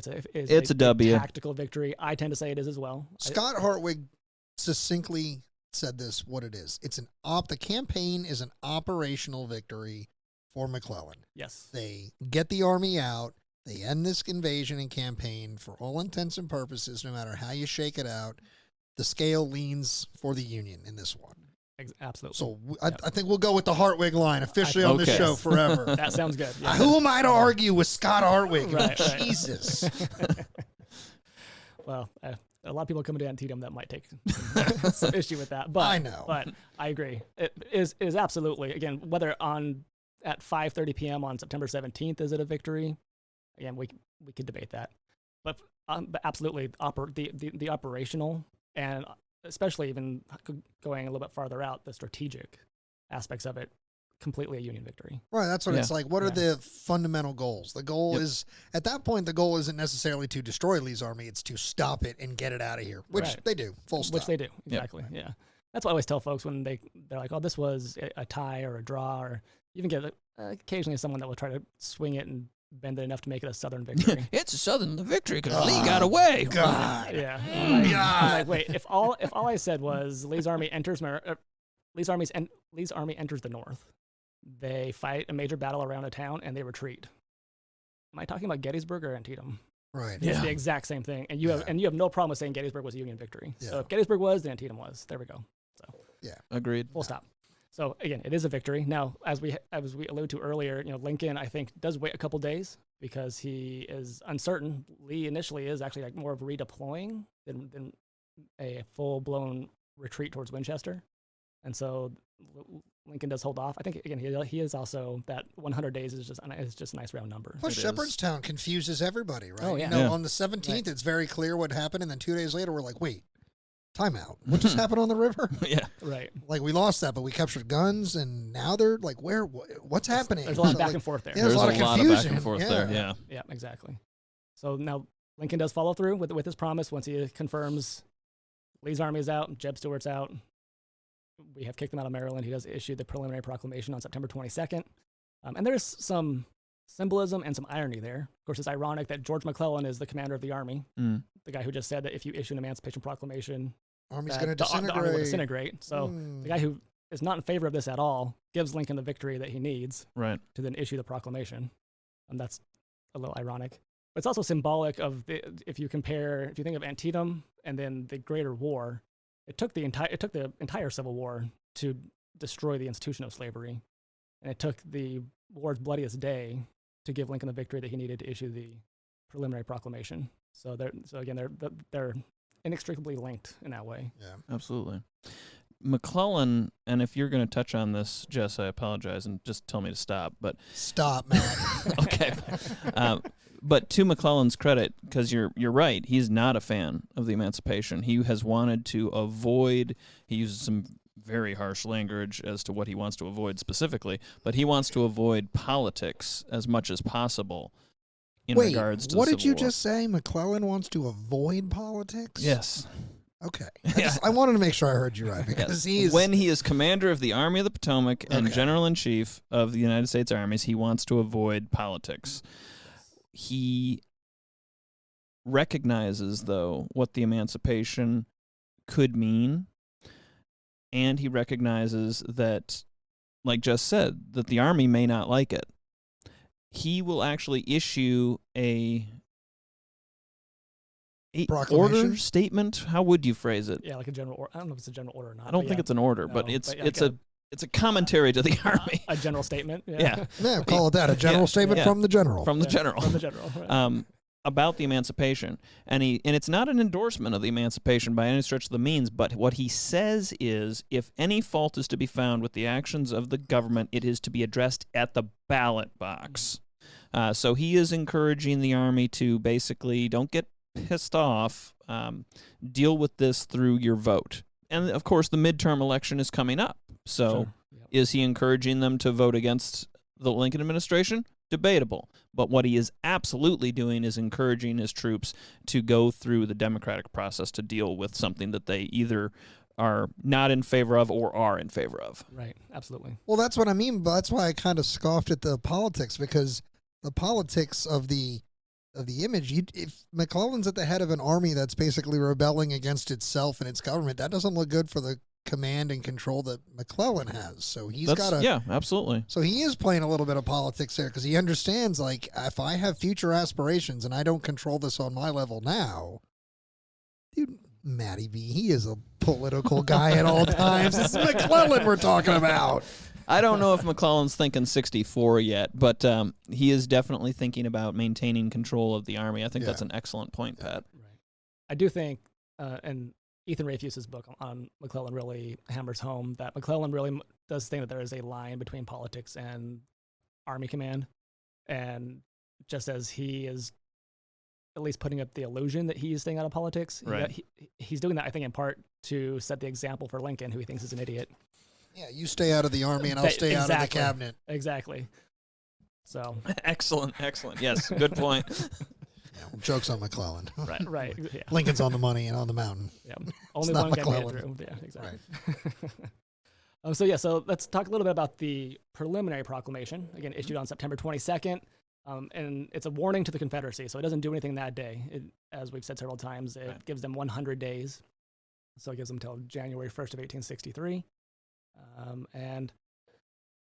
So again, there's all these off-ramps. As I've said, if the Union wins first Bull Run, there's an off-ramp there. And so if the war ends in 61, we have slavery largely intact. If it ends in the summer of 62 with McClellan, still largely intact. If the Confederacy kind of just gave it up and made amends during these 100 days, slavery survives the war largely intact. Right? So there are all these off-ramps that Lincoln is... So there's still compromise being offered. Because it's only states that are in rebellion that this is being issued. Yep. So if you end this rebellion, it's all good, homie. It's all good, exactly. Yep.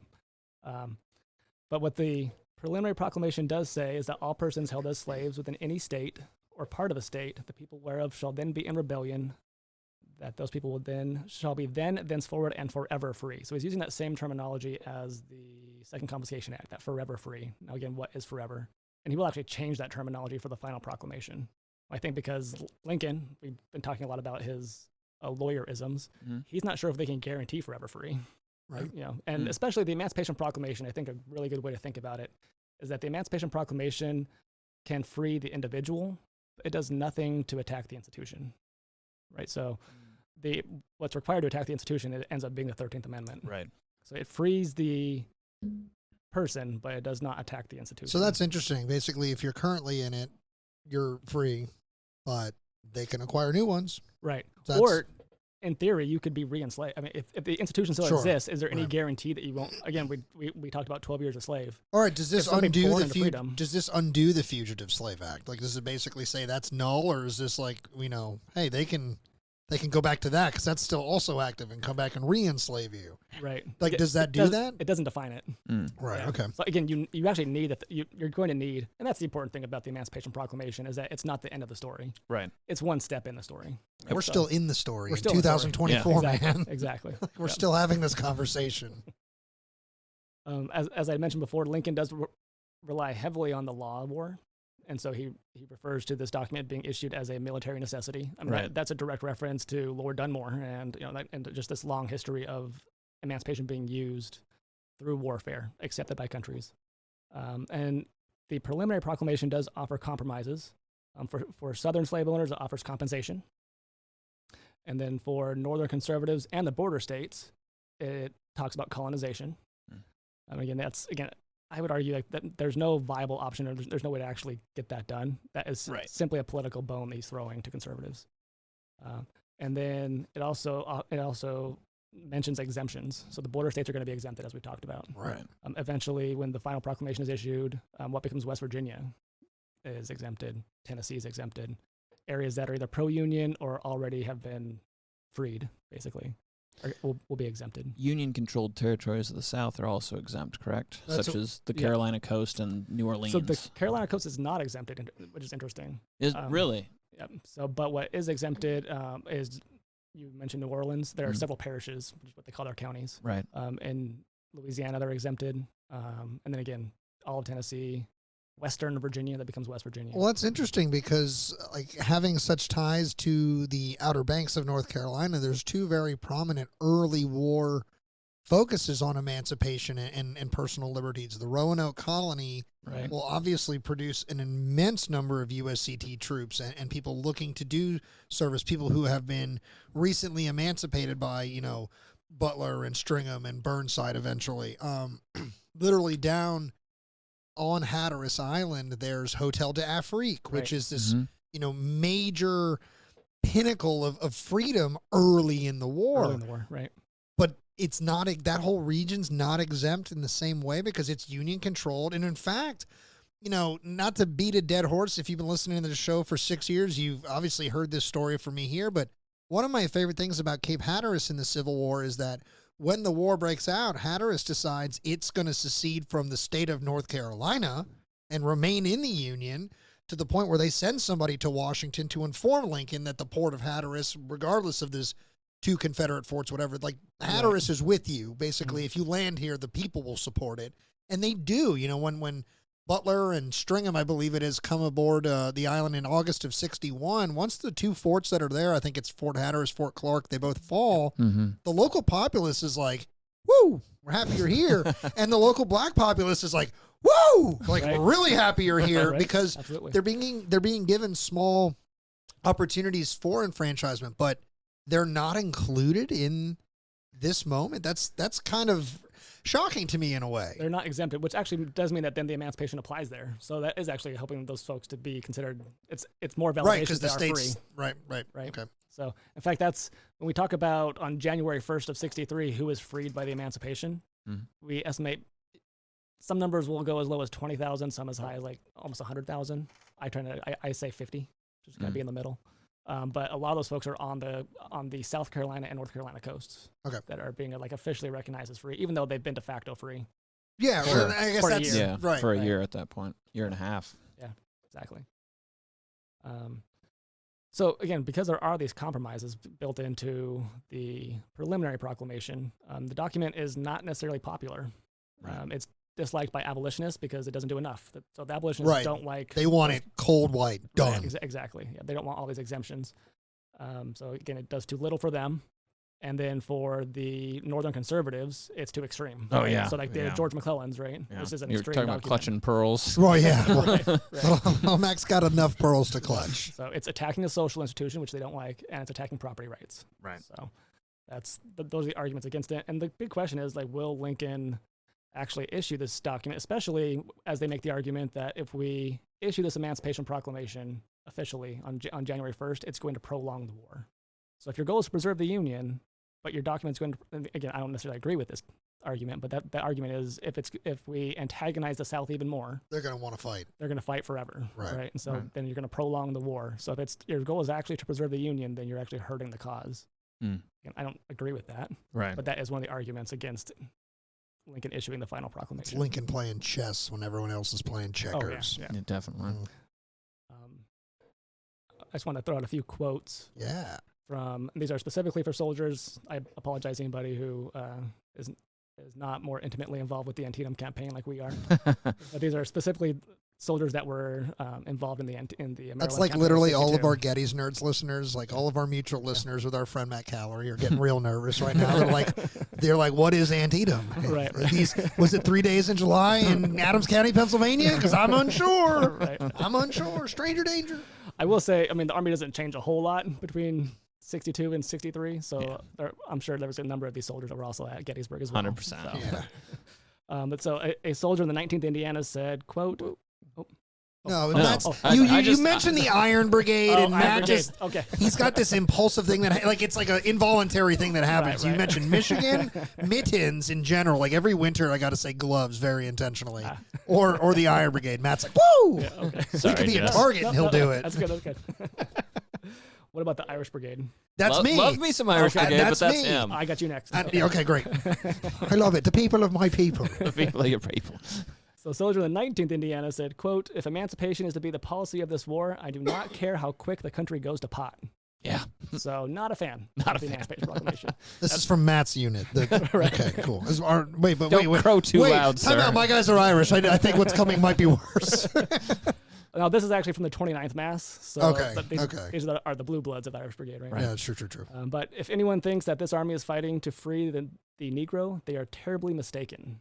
Yeah. So. Yeah, I mean, that sounds right for the Irish. And then a soldier in the 9th New York said, this is occasioned by the general humbug that's carried on, the great want of a proper leader, and lastly, the President's Emancipation Proclamation. So it's causing a great humbug amongst the Army. Oh. So those are the guys that are not in favor. Is that Hawkins Zouaves, the 9th New York? Yeah. Okay. They're also on Hatteras. Yeah, they're a great unit. So those guys are not at Gettysburg. They have seen Full disclosure. They have seen Hatteras though in slavery up close. Yeah. So that's what I mean is like, Yeah. okay. Yep. Now, a soldier in the 93rd New York, he said, I did not come out to fight for slave emancipation, but if it becomes a military necessity, we will do it. Yes. All right. So again, that's that evolution that we're talking about. Yep. Right. A soldier in the 89th New York said, it may be for the best, but let me start over again. It may be for the best, but still my hopes of a speedy termination of the war is thereby knocked in the head. For I know enough of the Southern spirit so that I think they will fight for the institution of slavery even to extermination. Oh, So that's exactly he's he's buying like into they're going to fear. die on the hill of it. Yeah. Yeah. He's buying into that. Exactly. A soldier in the 83rd Pennsylvania said, I approve of the proclamation, but don't think it is going to scare the South into submission. So it's not necessarily going to help the war effort. All right. A soldier in the 3rd Wisconsin, one of the few Wisconsin units not in the Iron Brigade. Right. That's why you didn't hear the woo. I much love for my Midwest units, all of them. He said the rebellion is abolitionizing the whole army. So again, back to that evolution, where as they're starting to see, either seeing slavery up front and personal for the first time, or also just acknowledging that slavery, attacking the institution is beneficial to the war effort. Another soldier in the 83rd Pennsylvania said, if we must preserve the Union but not touch slavery, away with such nonsense, I say, and all the soldiers say so. Oh, wow. That's interesting. That is interesting. And Like, then what's the point of doing this if we're not doing Right. it? Right, Yeah. exactly. Yeah, I like that. And then perhaps my favorite one, this is a soldier from the 2nd Mass. Oh, there's a blue-blooded regiment right Yeah. there. Yes, and this is October of 62, so Lincoln hasn't actually issued the final proclamation yet. And this soldier actually, the 2nd Mass is down in Harper's Ferry, and he is able to either see or even talk to Abraham Lincoln while Lincoln Oh, wow. is in the area, because Lincoln goes through Harper's Ferry on his way Right. to the Antietam battlefield. He's on the Antietam battlefield the first 4 days of October, doing a review of the troops. And Telling so, McClellan to get going. depends on who you talk to. Yeah, exactly. According to George McClellan, they were on the same page. Right. Yeah. At least by the time he leaves. Until that Right. telegraph shows up like the day later, and The he's like, next day. get Yeah, moving. Exactly. Yeah. Yep. In case I wasn't clear over the last 4 days. Right. Do it. I will say, in Lincoln's defense, and also in George McClellan's defense, which I don't often say, but in George McClellan's defense, I think that they probably did have some good conversations. I do too. Lincoln's in Western Maryland. He's removed from all the politics of Washington. He gets back to Washington, D.C., and he's like, oh, yeah, it's a midterm election year. Yeah, he's like, oh, what was I thinking? What was I thinking? Get going. I'm the McClellan president. himself says in a letter to Mary Ellen, I have the best friend in the president, but I know as soon as he has returned to Washington, my enemies will have their hooks in him once more, or something to that effect. Exactly. So, yeah, absolutely. They are on the same page on October 4th. 2 days later, that telegram shows What up. day is that photograph taken? Like this famous one. That's early in the trip. I want to say it's like October 1st or 2nd. They don't and look like they're on the same page no. in that picture. Like I don't. Body language says those two dudes not enjoying that moment mutually. It's a whole lot of silent "fu" and "fu" happening across the eyes there. Absolutely. Yeah. Yep. Okay. So again, this soldier from the 2nd Mass, he's seeing Lincoln, and he's actually very cognizant of just the role this document is going to play in the war, which is why I like his quote so much. He says, at first I was disposed to think that no changes would be produced by it, but now, again, it's only a month later, but now I believe its effects will be good. It is going to set us straight by foreign nations. Mhm. It is the beginning of a great reform and the first blow struck at the real original cause of the war. It is evident that Jeff Davis is frightened by it, to judge by the fearful threats of retaliation he is making. So he's acknowledging like the Southern perspective of it. He's talking about how it is bringing the North kind of up to speed on slavery's central role in the cause of the war. And it's also acknowledging foreign powers, which is really interesting that he's cognizant of that. The most interesting part of that quote for me personally is his awareness that on the global stage we are behind the times. Oh, yeah. Right. Like that is It's us in profound. Brazil, baby. Yeah, Woo! but I mean, like, that is, there's a reason they go there after the war. Yeah. That is profound, though, that, you don't think of the common soldier as always having such a plug into things. But I mean, that dude is just hyper aware that in 1862, like, we're late to this conversation. Right. And we're Yeah. late by like a generation or more now. Oh, yeah. Absolutely. Yeah, Like, we're way absolutely. late. So again, those are kind of just how the Army of the Potomac specifically is kind of engaging with the topic. A wide range. There's no cookie cutter soldier. Right? Everybody has their own personal convictions, their own personal feelings. And again, the real big question is, will Lincoln actually follow through? It could literally just be a threat. Right. And then on January 1st, he's like, just kidding. Psych. Yeah. Especially when the midterms don't go great. That'd be the worst sign now. Well, right. So the midterms don't go well for him. Yep. So the midterms don't go well. They don't lose control. I was going to say, I think that's sometimes overplayed, personally. Okay. They don't lose control. They lose some influence in the House for sure. Yep. They lose 2 governorships, but they retain control of the Senate. Right. Almost the exact same. I don't think they even lose do they even lose a seat in the Senate? I don't think they the lose a seat in the Senate at all. I think they've still got the majority in the House, but they just lose some support. Yep. It doesn't go, it's not great. Sure. And they do lose New Jersey and New York's governorships, which is a big darn deal. Huge. Yep. But and they it's also not, use some state I think Indiana state legislature, right? Yeah, there are several state legislatures that go against, but I just am not convinced it's as bad politically as it is sometimes portrayed. I would agree. Yeah. Well, then you heard it here, guys. Matt and Jess said, cut it out. It's not that big of a deal. All right, season 6, it's over. We settled it. Move on. And I think it's especially if you look at that election within in a vacuum, then maybe it is bad. Sure. Right. But in the greater scale of midterm elections in the United States, Yeah. the party in power usually loses some influence. Right. Right. That's very common. So why would we expect anything less? Right. Sure. So Sure. Especially amidst a war. right. Exactly. Yeah. And I do think Lincoln is surprised at how effectively the Democratic Party kind of reconstitutes itself. Because I mean, the Democratic Party is split. Again, Stephen Douglas is in the South, and he had been their guy, and now they hate him, right, in early 1861. And so the Democratic Party is kind of splintered and shattered by the war, when the war kicks off, and by secession. Like, they lost, their power base was the South. The Northern Democrats were just kind of the allies to that. Right. So they lost, but they're able to, I think it does kind of sneak up on Lincoln that the Democrats are able to so quickly kind of reinvigorate themselves. Yeah, that's a good point. But regardless of whether they they have reinvigorated themselves and or how the elections go, I think Lincoln was always gonna follow through with issuing it.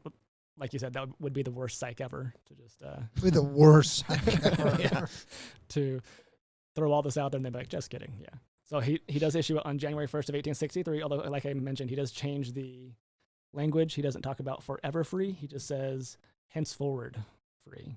So again, I think he's kind of moving away from forever because he's not sure how they can actually legally frame that exactly. So it is more legal language, and also like how do you actually guarantee that right? If you're attacking the individual situation of a person but not the institution, is there any guarantee that the institution can't come back and re-enslave that person? Or again, if it persists, then slavery itself still exists, Right. in some aspect or another. So that's one slight change. But the potential impact, of course, of the document, I think is obvious. It potentially will free 4 million people. Yeah. The reality is that on January 1st of 1863, we estimate, as I said earlier, about 50,000 people are set free. And about 500,000 enslaved people are exempted. Again, those are the border states and those areas that we've already mentioned, right, in Tennessee, West Virginia, Louisiana. I know that Southern politicians are kind of like threatening and they're legislating, like, here's how we're going to handle this or respond to this. What's the Army like? What's Lee's Army physically doing in response to this? Are they just... Are they reading it in the newspaper and they go, well, pass the toilet paper, friend? You remember, I mean, look, in Gods and Generals, they kind of touch on this in a really convoluted way with that scene with Booth, where he's all upset in the restaurant and then his like girlfriend is like, well, it means absolutely nothing. And he's like, oh, you're right. And they like folds up the paper and like kind of tosses it away. Like, is the Army of Northern Virginia and the other Confederate armies that are in the field, are they kind of just like, like, are they freaking out? Like, right. like, burn it all down now. I do have one quote from a soldier in the 27th Virginia, in which he says, after Lincoln's proclamation, any man that would not fight to the last should be hung. So it is galvanizing. Okay, so they're like, oh. Yeah. And that's a good segue. We could just talk right now about just like kind of the Confederate response. Because the Confederate response is talked a little bit about in that quote from the soldier from the 2nd Massachusetts, where he says that Jefferson Davis is issuing threats in relation to the Emancipation. Davis doesn't just issue threats; he actually issues like a counter proclamation about a week, December 23rd of 62, so 8 days before Lincoln issues the final proclamation. And so, if we think of the preliminary proclamation as Lincoln's threat to the Confederacy, Davis's proclamation is the threat to Lincoln. That if you actually do follow through, you have 8 days to think about it. You give me 100, but I'm gonna give you 8. You have 8 days to think about this. That's not nice. And with that counter-proclamation, first off, it calls the Emancipation Proclamation, quote, an effort to excite servile war within the Confederacy. So, again, he is going back to Haiti and Santo Domingo. He's like, I don't want a rebellion distracting me from my rebellion. Right. Oh, yeah, 100%. What a bastard. And that, I mean, that is a huge, in the South, pre-Civil War, and, you know, during the secession crisis, during the war, the thought of some sort of slave rebellion is always in the back of everyone's minds. Well, there's a reason why their militia systems were so much stronger and potent than northern militias, right? Like there's militias across the country, but in the South, they're like functional, like really they functional. Actually serve a purpose, right? They're training for a specific goal. Yeah, basically to put down these uprisings. Basically, the next Nat Turner that tries it is going to get dealt with. I have a thought though. Are you guys familiar with the comedian Jim Jeffries by any chance? A little bit. Yes. So Australian comedian. Yep. Yeah. Whenever we talk about this, I think about this bit he did where he starts talking about the modern conversations about how like people get really upset, like they're coming for our guns and things like that. And he's like, and he points out in the room, he's like, at one point in time, he goes, if I bring this up, like half of you are going to be seething. He goes, but just think about this. He goes, in your country, he's in the U.S. when he's doing this bit. He's like, at one point in time, the same conversation was they're coming for your slaves, and you all freaked out the same way. And I just always like think about that. And like we're talking about this, it's like, people are finicky about things and guns and people, whatever. But like, they picked this hill to just die on, right? And that quote really encapsulates that because do we know if that individual?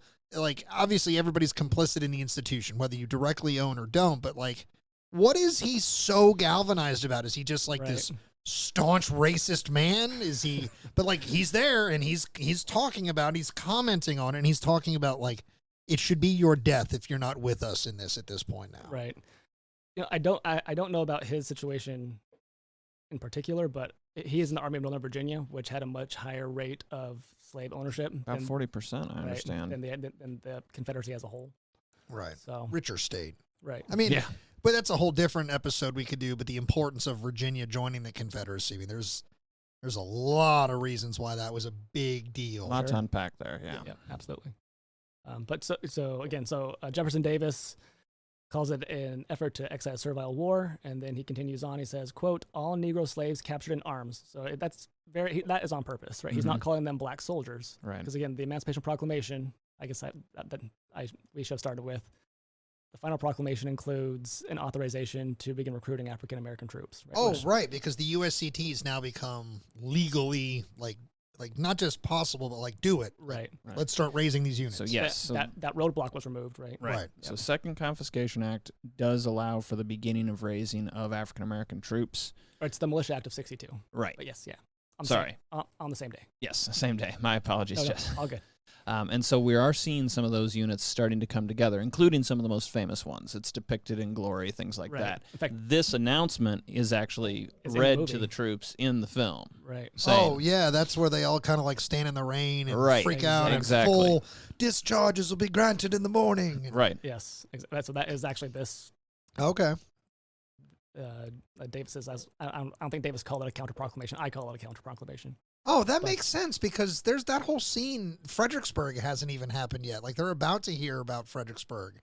Yeah, they're about to hear about Fredericksburg's happened. They're about to hear but about I mean, like just thinking about like where we're at in the timeline is like of the war. Yeah, like we're in late '62-ish at that point. Like I think they're right at the holidays when they're getting that sort of update. Right. Yeah. So. Oh, the dots are connecting for me, boys. There you go. That's why I'm doing this show, just to make my own brain make sense. So that is obviously on Jefferson Davis's mind. And so, he says, all Negro slaves captured in arms will be at once delivered over to the executive authorities of the respective states to which they belong, to be dealt with according to the laws of said states. So these are not soldiers that will be treated as prisoners of war. These are, quote, Negro slaves captured in arms. Right. And so, I don't think we need to think too hard to understand what happened in the past, i.e., like Nat Turner's Rebellion. To slaves captured in arms. Right. Execution. So that's what he's threatening. He doesn't come out and say, we will execute them. Like horrific executions. Right. It's like not even just killing, but like brutal. Right. Exactly. Right. He continues, like orders, so again, the exact same treatment, will be executed in all cases with respect to all commissioned officers of the United States when found serving in company with armed slaves in insurrection. So again, turned over to the authorities of the state to be dealt with according to state laws, which the South has some very good. Exactly. Again, you should be thinking of John Brown. Yep. Exactly. In their mind, that's what John Brown was doing, and that's what he's charged on. That's what he's charged on. Yeah. And that's what any white officers in charge of black soldiers are doing. They're leading an armed rebellion in the South. Here we are being purged away with blood, just like John Brown said. Right. Very good. Very good, Pat. Look, Matt, I good. read, all right? Remember, I said it last season. I'll remind the listeners, I'm not the ass I play on this show. Jesus. Now, to be clear, if this was issued today, this is absolutely a war crime. Yeah, sure. 100%. Now, the Geneva Conventions, as we've said, don't exist yet, but we'll talk here in a little bit about how Davis's counter-proclamation directly influences U.S. Army policy that is then used in the Geneva Conventions to talk about how we handle prisoners of war. So Davis's proclamation, I guess, has a good outcome in a way. It says, "Hey, don't be Davis." They're like, what we're not going to do is we're not going to do that. Right, See exactly. this guy? No. Yeah, no, that's a they crossed the line. They crossed the line there. Yeah, Exactly. okay. Yep. So that's how Davis felt about it on December 23rd of 62. After the proclamation is issued in January of 63, we have a letter from Robert E. Lee written to the Confederate Secretary of War, James Seaton, in which Lee says that the Emancipation Proclamation is a savage and brutal policy he, meaning Lincoln, has proclaimed, which leaves us no alternative but success or degradation worse than death. So if you're wondering like where the soldiers are getting it from, I mean the leadership. Oh yeah, that's tone from the top. And the same, Yeah. right? Yeah. And he says, if we would save the honor of our families from pollution, our social systems from destruction. So either we succeed, or we have degradation worse than death. That would include the pollution of our families and the destruction of our social system. How insane is that? We're talking about people, and he's like, we're either going to succeed in keeping them under our thumb, or the dishonor we're going to experience because we lost our people that we own. Right. And again, I Jackass. feel like there's a lot of talk about how invested in the institution of slavery was Robert E. Lee. Right. And and the enslaved people that were in Arlington and all that. But here, I mean, Lee is clearly tying himself to slavery in the sense that it is the central part of his society. He also thinks that they're going to have some great dishonor on them if they don't. Right. When he's specifically tying it to basically white supremacy. Yeah. Right. So like, I mean, it blitzes the kindly Robert. The pollution of our blood and the pollution of our families. Families. Right? Exactly. There. Yeah. Yeah. So that's He's talking about that's the mixing intermarriage. Yeah. He's talking about intermarriage. Yeah. So. Dude, that literally blitzes that whole like friendly Robert E. Lee that people try to paint as Right. like. Yep. That's all right. I do that with people with Washington because I remind them that he called black troops the wretched assistants at one point and said we didn't need that wretched assistance. And people are like, what? I'm like, yeah. Yeah, that was George. George said those words. Right. So again, that's the Confederate response Okay. to the Emancipation Proclamation. As far as like, again, I think the average soldier, they're obviously aware of it. But Do we have, like, devil's advocate, sorry to interrupt, devil's advocate, do we have any Confederate soldiers who are like, because you remember, one of the modern things that I'm sure you guys will hear out on the battlefields is, well, my ancestor wasn't fighting for this. Yeah. Do we have contemporary accounts of soldiers being like, look, I'm here for X, Y, Z. Great, they're going to end this institution, but I'm still standing for Georgia or North Carolina. Like, do we have any accounts of Confederate soldiers being like, not a bad idea? Maybe not the greatest. Right. You mentioned Scott earlier. He's got an account from a guy after Gettysburg, and he talked a little bit about this with us. Okay. Where he's never been really in favor of the war, but he's in it, and it's after Gettysburg, and he's like, yeah, this is all borked. This is not, we're going to continue fighting, but it's like, this is just kind of a wash. It's not, yeah. Okay. So I do think there is probably those out there, but unless it's a personal letter like that, I doubt you're going to see it in any sort of written format. I guess the other thing to think about is, especially with the Confederate Army, if you're there in the Army, I mean, I know they're doing conscription at certain points, but if you're in that Army, you're probably for what the army and what the government is fighting for and stands for. If you're not, you're probably still at home. Sure. Yeah. Like in those pockets of Tennessee. To just go along with your playing the devil's advocate, it is in the winter of 62, 63, or 63, 64 when in the Army of Tennessee, Pat Claiborne, and that's 64. Yeah. So a contingent of Confederate officers. So again, this is not the average soldier, but a contingent of Confederate officers start to discuss the arming of slaves. Right. This is, I think that the whole argument around that, and then the debates within the Confederate Congress completely destroy the idea of there being black Confederate soldiers. Sure. Right. Because why would they be arguing about should we or should we not? Yeah. If it was actually if it was already happening, then it You know what? You know what I do to invalidate the argument of black Confederate soldiers? I say, show me the proof that they existed, and nobody can because they don't have a muster roll. Right. It never happened. Exactly. Yeah. Let that one go, guys. But there is that, and again, Pat Claiborne is an Irish immigrant. Yeah. Who is not invested in the institution, and so for him, the point is to win the war, and he's like, wait, they're using enslaved people against us. By any means necessary, at some point, isn't victory more important than slavery? And basically, the answer from the other officers in the army is no. Actually, they're like, "Shut up, you dumb Mick." Jeez, Pat. I don't know if that's a direct quote or not. No, but I mean, I have not seen that quote. Look, we've all seen the "No Irish Need Apply" signs. We know where the Irish stand in this country too at the time. Although they're not super popular. There is, the accusations against him is that he doesn't understand the country. Right. Yeah.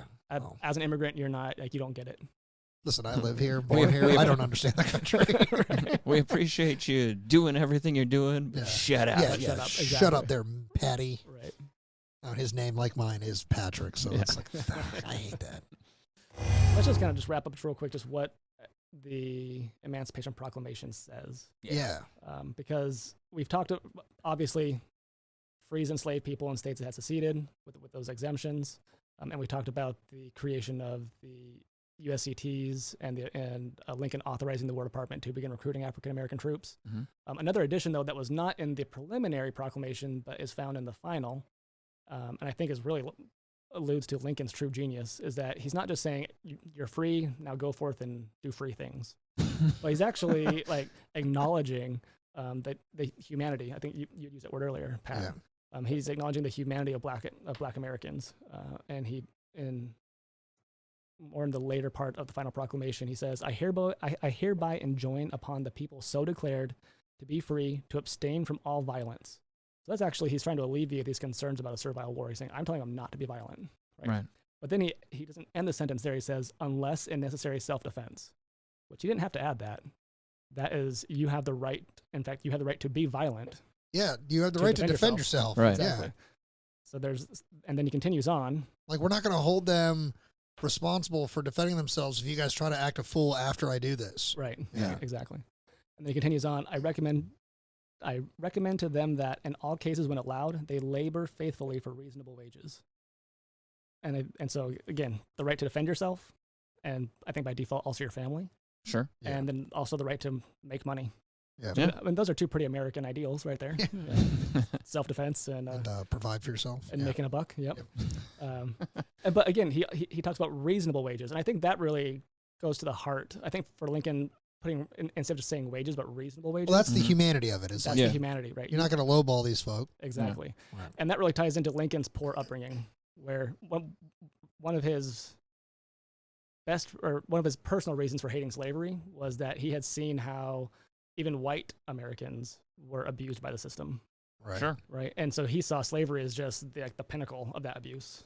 Right. And that every person, I'm not going to quote him directly, but he essentially says every person has the right to gain the benefits of the sweat of their brow and the blood that they shed in those efforts.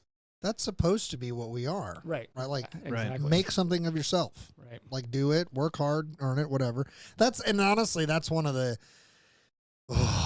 we're not a modern commentary show. I just remind myself that out loud. But that's one of the default arguments for people today about a lot of things. It's like, well, I earned it. I worked. I built my blah, blah, blah. And it's like, cool, man. Cool.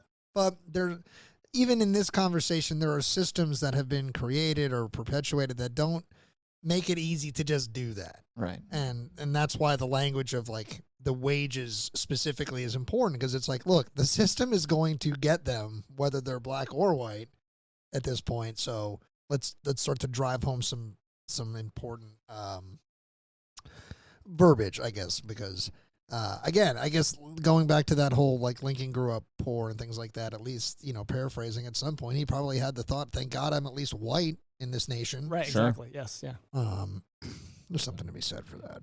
And again, it does allude back to like it's what we should be. It's what that's our ideal. Right. You know, I think when we have very touchy conversations about the flag and its symbolism, like our flag, the United States Sure. flag, I always say like we're never there. That's what that flag to me personally represents, is like where we're supposed to get to, what we're supposed to aspire and work towards. Striving for a more perfect union. Yeah, and then we say it in the humorous way. They say the pursuit of happiness. Nobody says we're going to get it, but we have the right to pursue it. Pursue it. Right. But just thinking about that is like that's the ideal, right? Right. It's never that simple though. Well, that's a great segue, because I think one of the we can argue about the efficacy of the Emancipation Proclamation. You know, there's 4 million people, but then there's hundreds of thousands that are exempted, and only 50,000 go free on January 1st. What the document actually means, and it's a bit hyperbolic, but it means that as the U.S. Army advances into these seceded states, that freedom travels with the American flag. Yeah. And that's another idea that I think we today, like, if you were to take a poll of Americans and you said, what is one word that describes the American flag? It's either going to be freedom or liberty. Yeah, that's probably those would be in the top 5 for sure. Yeah, we like to spread freedom. We and like to liberty think of that all over the right. globe. So again, that is our ideal. That's how we think of ourselves.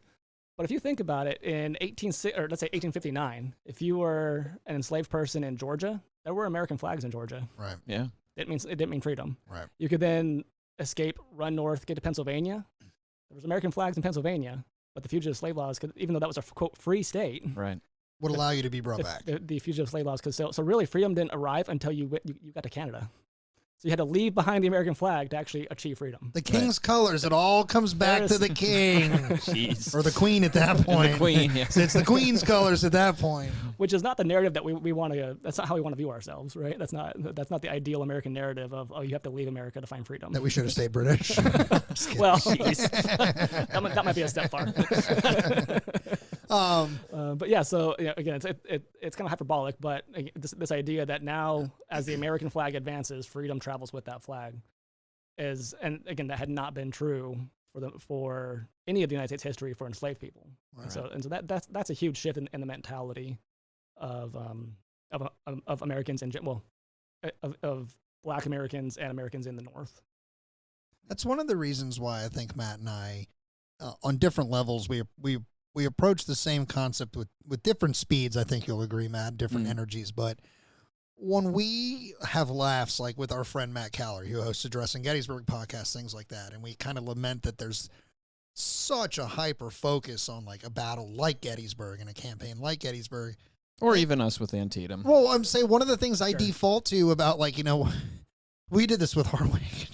We're hanging out with Scott today without even hanging out with Scott. We just keep talking about him. But I always make the case that, like, look, I wish I guess it's like an open lamentation. I wish people cared about Antietam and the Maryland campaign with the same level of like overdrive that they care about Gettysburg, for this simple reason. To me, when you study the Civil War, as monumental, as horrific, and as definitive as Gettysburg was, it doesn't really change the world or our country. It just kind of confirms things that are already in motion. Right. The Maryland campaign changes the trajectory of our nation. That's when the war officially becomes about this emancipation. It's still about preserving the Union. Sure. But now there's a 1 and a 1A that's nearly just as equal, or outright as equal. Right. And I wish people really understood the importance of that. As like, yeah, man, Gettysburg is a 3-day bloodletting. And it is the biggest military action to ever happen in the Western Hemisphere. I get it. Like, I get it, right? Like, you can't ever knock that down. Right. But it doesn't change the trajectory that the nation is now on. At that point, we're 6 months, 7 months into it, but It's the Maryland campaign that if this was 2 asteroids floating in outer space, the asteroid of the Maryland campaign is the one that knocks the other one off its orbit, not the Gettysburg campaign. Right. And that's kind of this, like, when I think about this, it's like, this is why this, like, that was good, Matt. That was interesting. That was interesting. You know, sometimes we flirt with the science things. But like, that's why I like this conversation so much, is because I think we get to step back and just say it out loud. Like, this is why the Maryland campaign is so important. Not just because it brought us to the bloodiest day in American combat history or whatever, but it changed the trajectory of the nation. We were set on a path in the 1750s. We really identified that path in the 1770s. And then by the 1860s, we were like, oh crap, we're lost in the woods. Like, where are we? And then by late 62 and January 1st, 63, it's like, here's where we're going. Right. Like, we're going in this direction. We're going towards a new birth of freedom. We're going to still have to figure out a ton of stuff, and we're doing that today still. But to me, like, I wish people understood that simple truth. Like, that simply put, like, this is a trajectory changing moment of the nation. Sure. And it can't be said enough. And just to build on that, I get on that same soapbox when talking about the Emancipation Proclamation, because I think that if you were to poll people again, and ask them if they knew what the Declaration of Independence was versus the Emancipation Proclamation, most folks are going to know what the Declaration of Independence is. They might know a few lines from it. No one knows anything about the Emancipation Proclamation. South Park put this into the movie. Do you remember this, man? I do. His chef says, "Haven't you ever heard of the Emancipation Proclamation?" He says, "No, I don't listen to hip hop." That's an old reference. Yeah, remember, that's what we do. We make dated, our backs hurt references on these shows. Well, that's perfect. Yeah. But I think that if you actually look at the Emancipation Proclamation, I mean, it like you said, it's a trajectory-changing document. Yeah. That should be actually on the same level. In fact, if you compare the two, it's almost it's insane how alike they are. You know, like whether it's July 4th of 1776 or January 1st of 1863, not everyone goes free that day. Yeah. I mean, the British didn't leave on July 5th. What are you talking about, brother? Oh, you declared independence? What are you talking about? We were eating hot dogs and drinking Budweiser on July 5th. Come on now. And the same thing's true of the Emancipation Proclamation, right? The Confederacy didn't say, "Oh, you declared them free? Okay. Okay. I guess slavery's over now, guys." Guess we can go home. Right? It took years of war on both sides. Years of war, years of struggle, years of strife, years of bloodshed. Jess, to me, they're like mission statements. Like, this is what is about to happen. Right. And then they have to go and execute on those things. Like, we declare independence and then we go make it happen. And then we That's a good way to put it. Yeah, like, that's how I view them. Because, like, we're not a monarchy. So, like, we can't just absolutely issue something and and go, it's done. Like, it doesn't work that way. Work like that. So, and the Emancipation Proclamation is really just an expansion of that original mission statement. Right. Yeah. Right. So it's just taking the Declaration and just expanding it to include more Americans. Right. Actually, exactly. All men. Right. Right. Again, we're going to stay away from the all men or all women. We're getting closer. Yeah. But we're going to get to all people eventually. Yeah.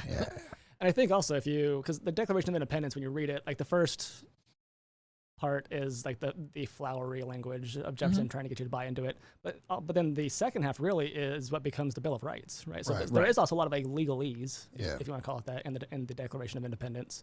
So I like to think of like the Emancipation Proclamation as like the legal ease for Abraham Lincoln, and then the Gettysburg Address is like his. Now he doesn't write them at the same time, but the Gettysburg Address is really the flowery stuff. Yeah. And if you combine those two documents, you have the Declaration of Independence 1863 version. Yeah. Dude, that's a fantastic concept. I'll be honest. I've flirted with thinking about it in that light and never really actually thought about it as clearly as that. Like, that's actually super brilliant. Change the way you study history, guys. Just laid it out for you.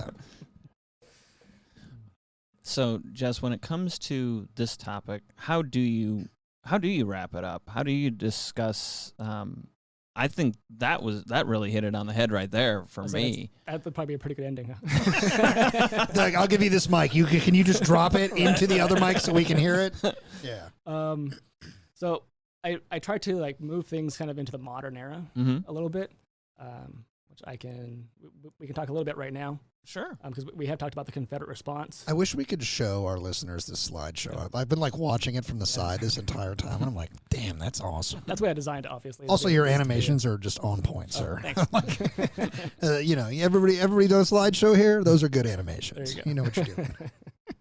I appreciate that. Yeah, man. So, you know, in the post-issuing of the Emancipation Proclamation, it's really important to just kind of see what the Emancipation Proclamation is able to accomplish. Sure.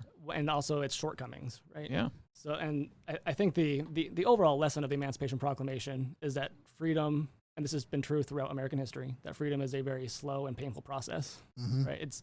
You have to claw freedom away from the power structure. And so with the Emancipation Proclamation, obviously, it's been put on the backs of the U.S. Army. And so to actually deliver the Emancipation Proclamation to everyone requires a military victory. The North has to win the war, right? Because the South does not acknowledge the Emancipation Proclamation. Right. It's also, as I've been alluding to, because it does not attack the institution of slavery, it's going to require some additional legal help. We call that today the 13th Amendment. Right, I was going to say, right, that's Yep. why they have to write the amendment at the end of the war. But I think we are all very much aware that winning a war across that huge landmass we talked about, 750,000 square miles, and also getting an amendment passed, all that takes time. So this is not a fast process. In fact, it actually moves pretty quick considering. It does, yeah. And a good point of reference of just that long time frame is Juneteenth. Yeah. Yep. Right. So June 19th, 1865 is when the Emancipation Proclamation arrives in Texas for the first time. Right. So these folks have theoretically been free for 2.5 years, and they're just finding out about it in June of 1865. Pissed. I'd be like, wow. Wow. Exactly. Wow. I'm not allowed to just commit murder right now? Like, bro. Right.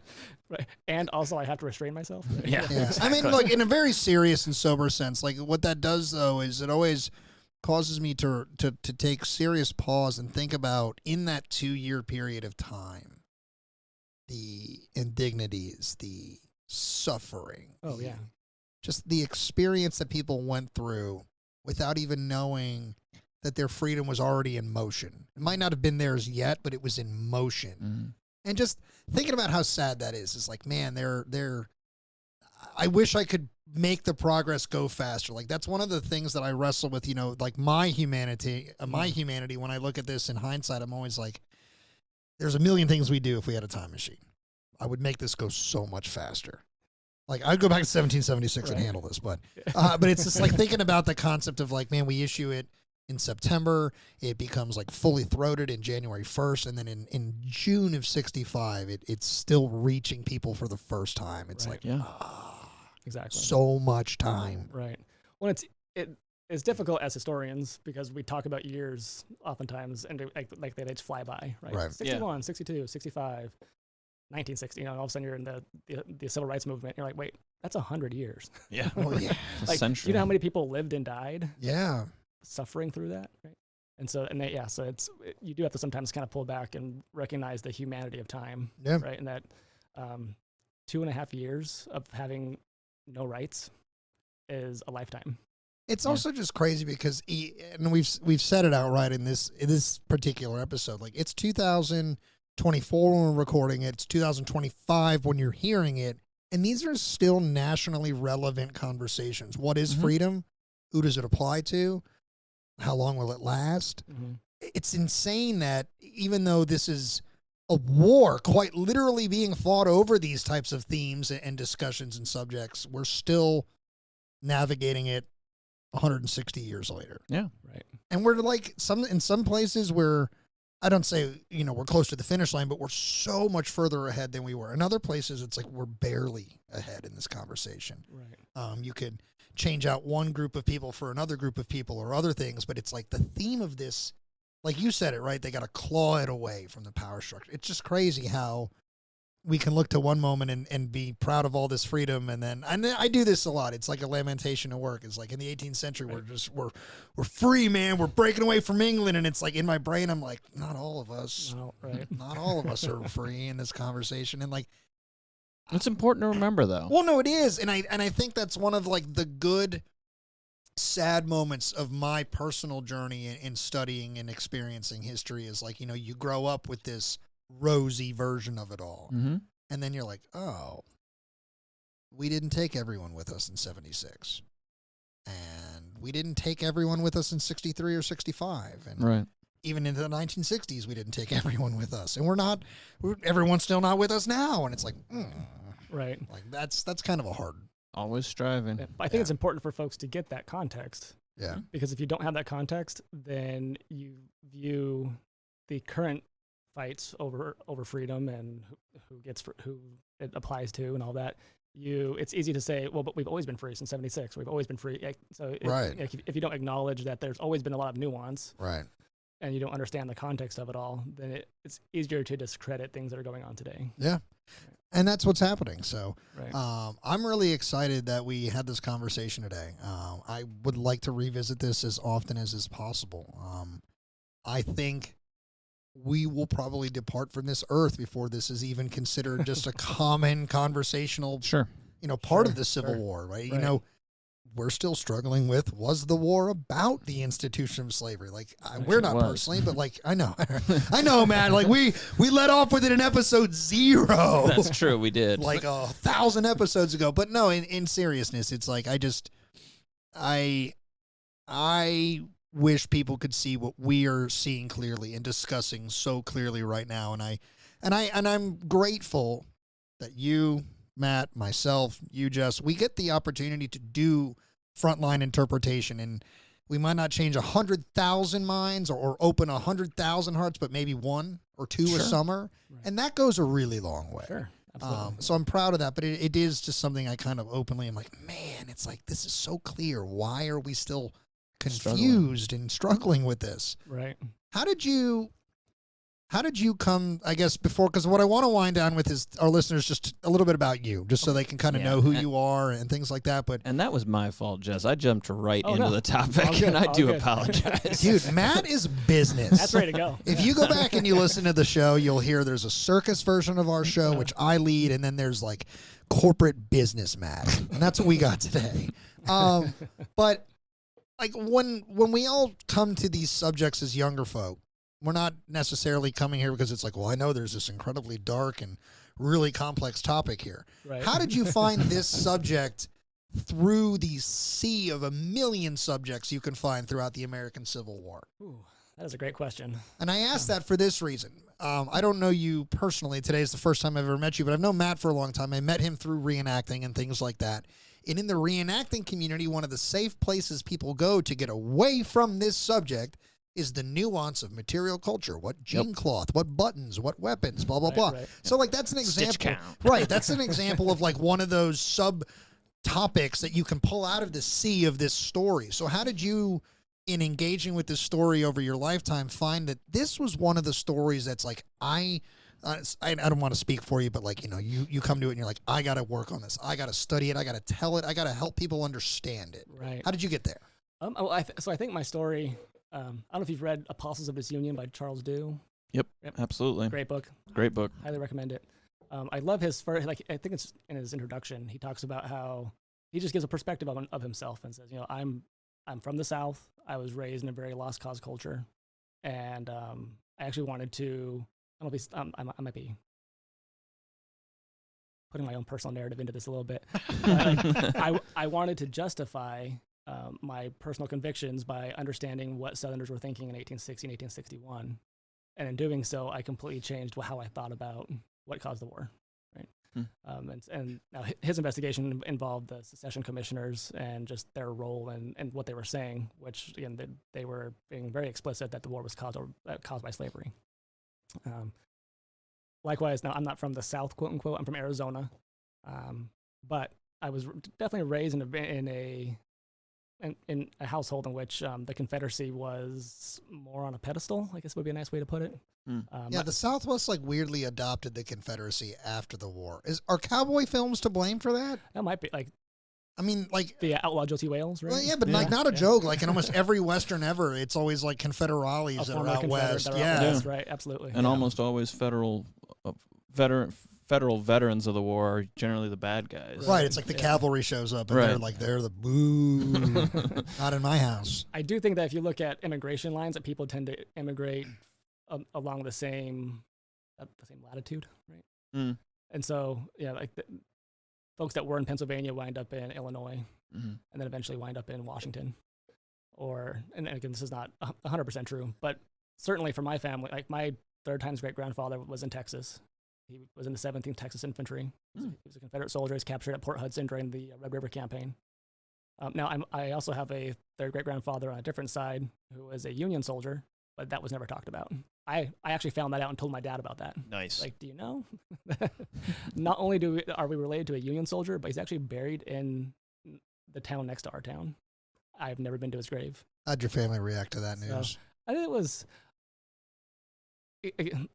my mom's family all came here in the 1880s from Germany. So like she's like she has no dog in the fight, right? She's just like, oh, that's all I know is that Nazis are bad. Okay. I pointed out a family truth to my family. I pointed out a family truth to my family in the last year, and everybody's still mad at me about it. Okay. So I pointed out that we're from Northern Ireland and we were very likely loyalists, and they're like, "What are you talking about there, Patrick?" Everybody's born in the United States; they all talk like that. Right. But like, it's funny because every St. Patty's Day, every Irish person trots out the tricolor, and I'm like, some of us. We're not on that side. And our county is still in Northern Ireland today. Yep. So I didn't know. I don't think like my dad was fairly. He's like, oh, okay, whatever. Like, yeah. But for sure, growing up, like the more southern side of the war, I was definitely brought up, and even today, like when I've given my dad basically my entire talk on the cause of the war and how slavery was definitely central to the Southern Confederacy. And he's like, okay, I guess if he wants to believe that, that's fine. So there's not a lot of pushback per se, but he's like, yeah, I don't know about that. Jeez. That's part, but like that's part of the bigger existential conversation of like the generational struggle we are a part of is like certain part of the generational struggles. You just got to wait certain people out. Like, unfortunately, it sounds like your old man will probably take that with him. That's who he is. And there's a generation of people like that. We're talking to you younger folk at this point. Listen up. Pull up your stools. Our old timers are lost. And my old timer is lost too. Love you, Dad, but you're lost. Sorry to hear that. It's all right. So I mean, I might be breaking news here. I don't know if anyone knows this. Oh, do it. So like I was a member of the Sons of Confederate Veterans at the age of 16. I didn't know that, Jess. Like 16, 17. I think at 17, I graduated from high school. I joined the Marine Corps. Mm-hmm. Got worried about other things, bigger fish to fry than what happened. Hey man, Semper Fi. So, thank you. And so I let my membership lapse, and then. But again, as I started to get back in history, and I got older, I got married, I started having children, started trying to figure out what I was going to do with my life. Joined the National Park Service, and especially when I got to Antietam, I was like, okay, I really need to crack down on my Civil War knowledge, right? Sure. And a part of that was if you're going to work there, you should probably know what you're talking about. You need to know something. It's only a big site. Yeah. Change the trajectory of the nation, in case you didn't know. Right. I've heard that somewhere before. Yeah. Right. And again, like there was probably a time in my, I can't say probably, there was definitely a time in my life when I was like, I think it would have been better if the South won the war, actually. Like, and now looking back on that, I'm like, how could you even justify that? Just from like a World War I, World War II perspective, like having a divided country, not great to like defeat Hitler, right? But my perspective had definitely it had softened. And so I definitely wanted to approach the topic of what caused the war, and then the Emancipation, just the war in general, with a very clean slate. And so I just went to like primary sources. I was like, what is actually being said by the people that were living at that time? I don't want to read what was being said in the 1870s and the 1880s and the 1890s, because at that time everyone knows how the war ended. Everyone's trying to justify everything. So I want to go back and find the primary sources. And I quickly realized, like, geez, the primary sources are pretty blunt. This is a war over slavery for the South. And if this is a war for slavery over the South, how does it become a war for slavery in the North? Right. And so, again, and it also helped that when I got to Antietam, there was not anybody that had really taken on, I'm sure people had in the past, because I found old programs that had been given on the Emancipation Proclamation, but just with, like, personnel change and all that, there was nobody that my first actively engaging with it. My first anniversary, there was nobody that was giving a program on the Emancipation Proclamation. So I kind of saw my in there. I was like, oh, I can be like the one that does the Emancipation Proclamation every year. Nice. And that actually fit right in line with what I was already doing on a personal level, of like trying to go to these primary sources and really trying to understand. And again, also, like I mentioned earlier, starting with Antietam and then branching out, I think you just get to this natural evolution of asking bigger, more meta questions of like, how and why, what does it all mean? I respect that. I've been on that same personal journey for a long time. The world I grew up in includes Southern rock, and I love heavy metal. Pantera is my favorite band. One of the meta questions I ask myself is, how could Pantera exist today if they were an active band? Right. They couldn't, just for full stop. They could not. But then the Charleston shooting in 2015 happened, the AME shooting, and I found myself looking back on the wrong side of conversations and arguments. And I, instead of getting like angry at the people, I started to ask questions, and my views today are entirely different because I started doing what you're doing. So I respect that journey. I mean, I respect your openness about it too, because a lot of people, I think, went through that journey and acted like they've always been here. Right. Oh, Or in one place. It's like, no, you haven't. And that's okay that you haven't, because in a way, I don't want to use the word victim, but I will just for the simplicity of it. We're all kind of victims of the ripple effect of the post-war. It's like we all grew up with Gone with the Wind, and we grew up with this Disney version of the Confederacy and things like that. And it's taken a long time. And honestly, as much as I love the Ken Burns documentary, there's still a lot of that Disney magic in that. Like, you know, everybody's kind of gentle and proper, and it's 12 minutes of talking about slavery in a 12-hour program. right. But it's like,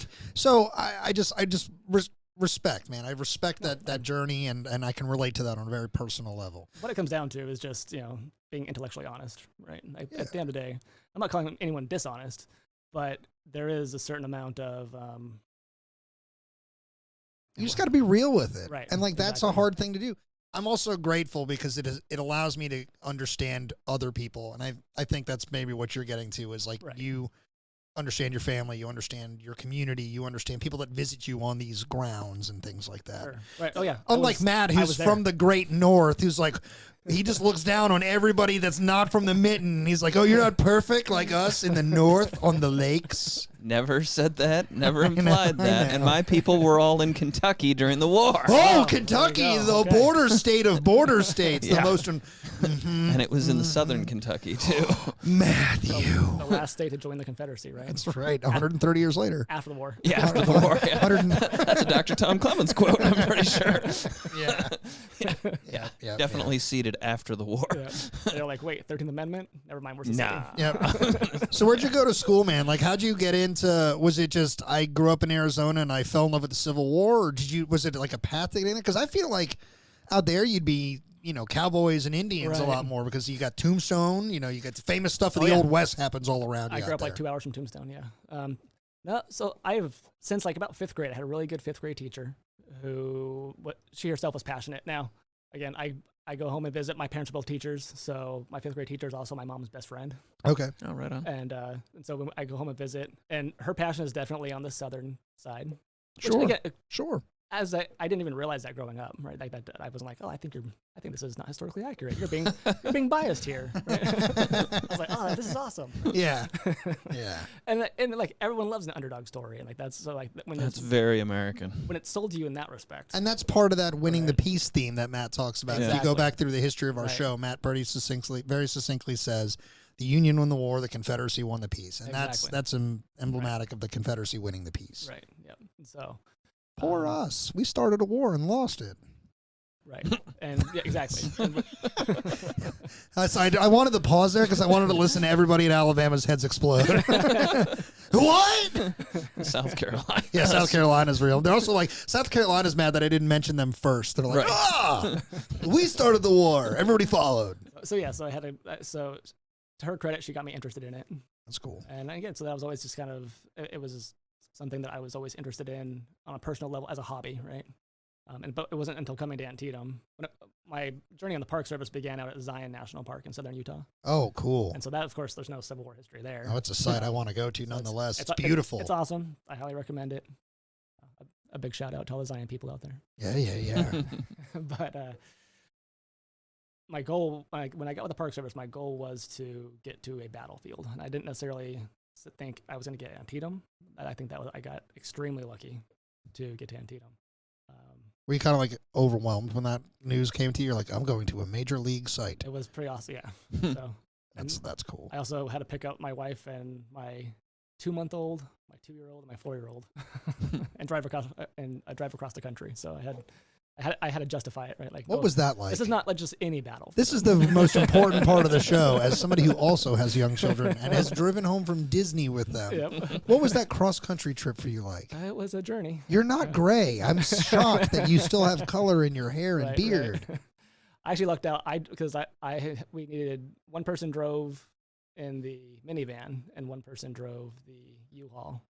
And my wife was not going to drive the U-Haul. You were like, dibs on no kids like, and I'll take the U-Haul. So, yeah, I was like, yeah, I'll take the U-Haul. I got that. Your wife is a saint, dude. That's true. She is. Yeah. Absolutely. She said, do you want to switch, honey? You're like, nope. I got to make sure it all stays back there. You're doing really good. I can hear it quiet right now. Jeez.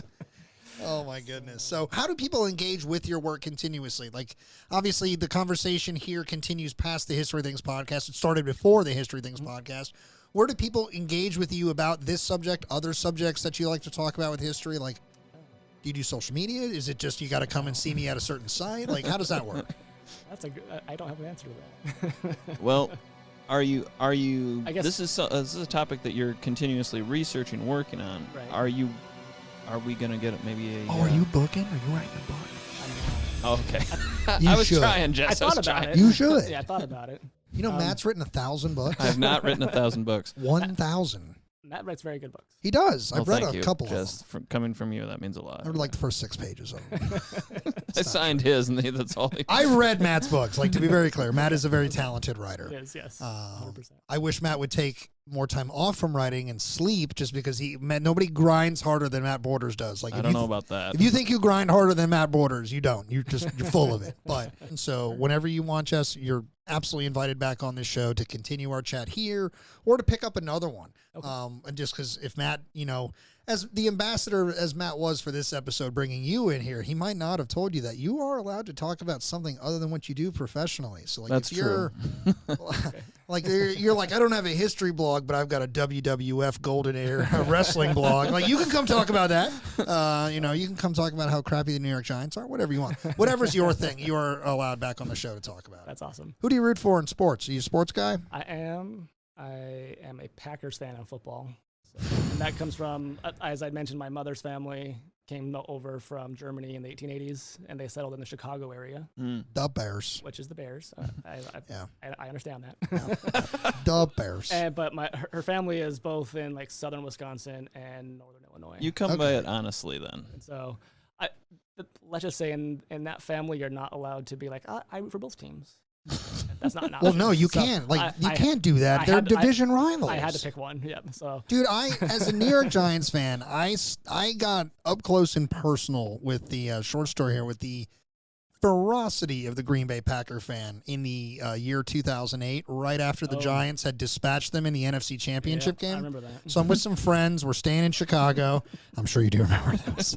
It was a cold and epic, and you lost that game. So I'm sure you're very mad about that. We won the Super Bowl that year. I was happy to see you guys beat the Patriots. No, I think literally the entire world was. Like, looking back on that was a weird and awesome year. But we're staying in Chicago, and we go up to basically the dude who we're all hanging out with. His family has a house in Lake Mills, Wisconsin. So we go up there and we stop at a place called the Mars Cheese Factory along the way. Are you familiar with this place? I'm not. Apparently it is like the cheese depot of the cheese land, where all the Packers and Wisconsin folk and all your foamy cheese heads. But I walk in there, guy behind the counter is wearing a Favre jersey. And look, I'm a character of myself on this show. Like, I am a big personality. I do act like a jackass from time to time. But when I was, 21, I was a legitimate jackass. And I walked into this store within 90 seconds. I was talking trash, and I made fun of Brett Favre, and I called him overrated. And in like old Westerns, when like somebody says something dumb and then the saloon just silence and you can like hear the mouse fart in the background. Yep. Dude, I ripped Brett Favre, and I very much got this "you need to be careful, son" kind of vibe from there. And I learned in that moment, like, do not play with Packers fans or their idols. And I was like, oh, I'm outnumbered in enemy territory. So anyway, I always like to ask because, one of the themes of me on this show is connecting to people, making everybody laugh, being human. Matt doesn't watch a lot of sports, but I throw him into things like, congratulations on the Detroit Tigers, Michigan, right? Do you even know this? Do you know what's happening right now? No. He had a 0.02% chance of making the playoffs, and not only did you make the playoffs, but you won a series. Yeah, Matt, World Series or bust. You got to go through the Yankees. You're not winning. No, I'm not. No, That would have been a good bet to make. that would have Yeah. been. Yeah, if you're down. If Yeah. You get a 0.0. Well, you don't know this about Matt. As long as you know him, he's a big sports gambler. Oh, Yeah, right. That's a DraftKings account. DraftKings. Yeah. He's very busy on Sundays. The DraftKings spokesperson. That's why you can't get a hold of him. He's watching Red Zone and he's sweating his wallet the whole day. Very cool. Matt, do you have any parting words for Jess, for our guests, or the subject before we sort of move on for the month of September here? It's first off, thank you for coming on the show, Jess. Oh, yeah. This was a deeply insightful conversation on a topic that I already feel very invested in because of my previous work with Antietam and things of that nature, and yet I'm still learning stuff on this topic, and you really did. You were very insightful, like I said, on this, and I greatly appreciate it. Thank you. The perspectives you brought up, the comparisons, even some of the aspects of how we got there, I'm very impressed, and thank you very much for coming on the show. Absolutely. Thank you both for having me. I enjoy the fact that you made very clear how confusing this is. It's not the straight journey that we think it is. It Right. is very, very confusing. Yes. So I thank you for that as well. Well, listen, listeners, we got a lot coming up here. All right, if you've been chugging along with season 6, we've had quite the year. We've stepped outside the box. We've done a lot, and we are continuing that in earnest as we move close to the fourth quarter and begin the wrap up on season 6 here. If you haven't had your helmet on and you're still alive, you're very lucky. You're honestly very lucky with the shells we've been dropping on you. But make sure you're leaving the 5-star ratings and reviews on your favorite podcast app if you are inclined to help the show. Those of you who have done so far, thank you tremendously. The fact that we are doing this into a 6th season is just mind-boggling. If you're looking for places to catch up with us, we are, unlike Jess, we are on social media because we have to be because we do the show. You can find us by searching for the History Things Podcast on Facebook, Instagram, and YouTube. Sometimes our YouTube channel is slacking, so honestly, at the time of recording, I don't know where we're at. So be patient if we're not updated, but if we are, you're welcome. But then, also drop us a line. Send us an email at historythingspodcast@gmail.com. Let us know what you're loving, what you're liking, what you want to hear more of. Mm-hmm. You want to get Jess back in here, talk about his excellent beard. I'm growing my beard back. You want to come back and just Looks make good. Yeah. Matt have beard envy? There you go. I have a lot of beard envy because of both of you, actually, so hush. Anyway, guys, absolutely love today's conversation. Jess, thank you so much for coming on the show. We'll look forward to seeing you, everybody, in October as we head towards spooky season, Matt. You know how we do love a good spooky season here on the show. We do. And we have an extra special one for you this season. But we're going to get out of here, and with that, all the love to you. Also today, for our guest, Jess Rowley, for our co-host, Matt Borders, I'm your co-host, Pat McGuire, saying this has been the History Things Podcast, and we will catch you all later! Have a good night.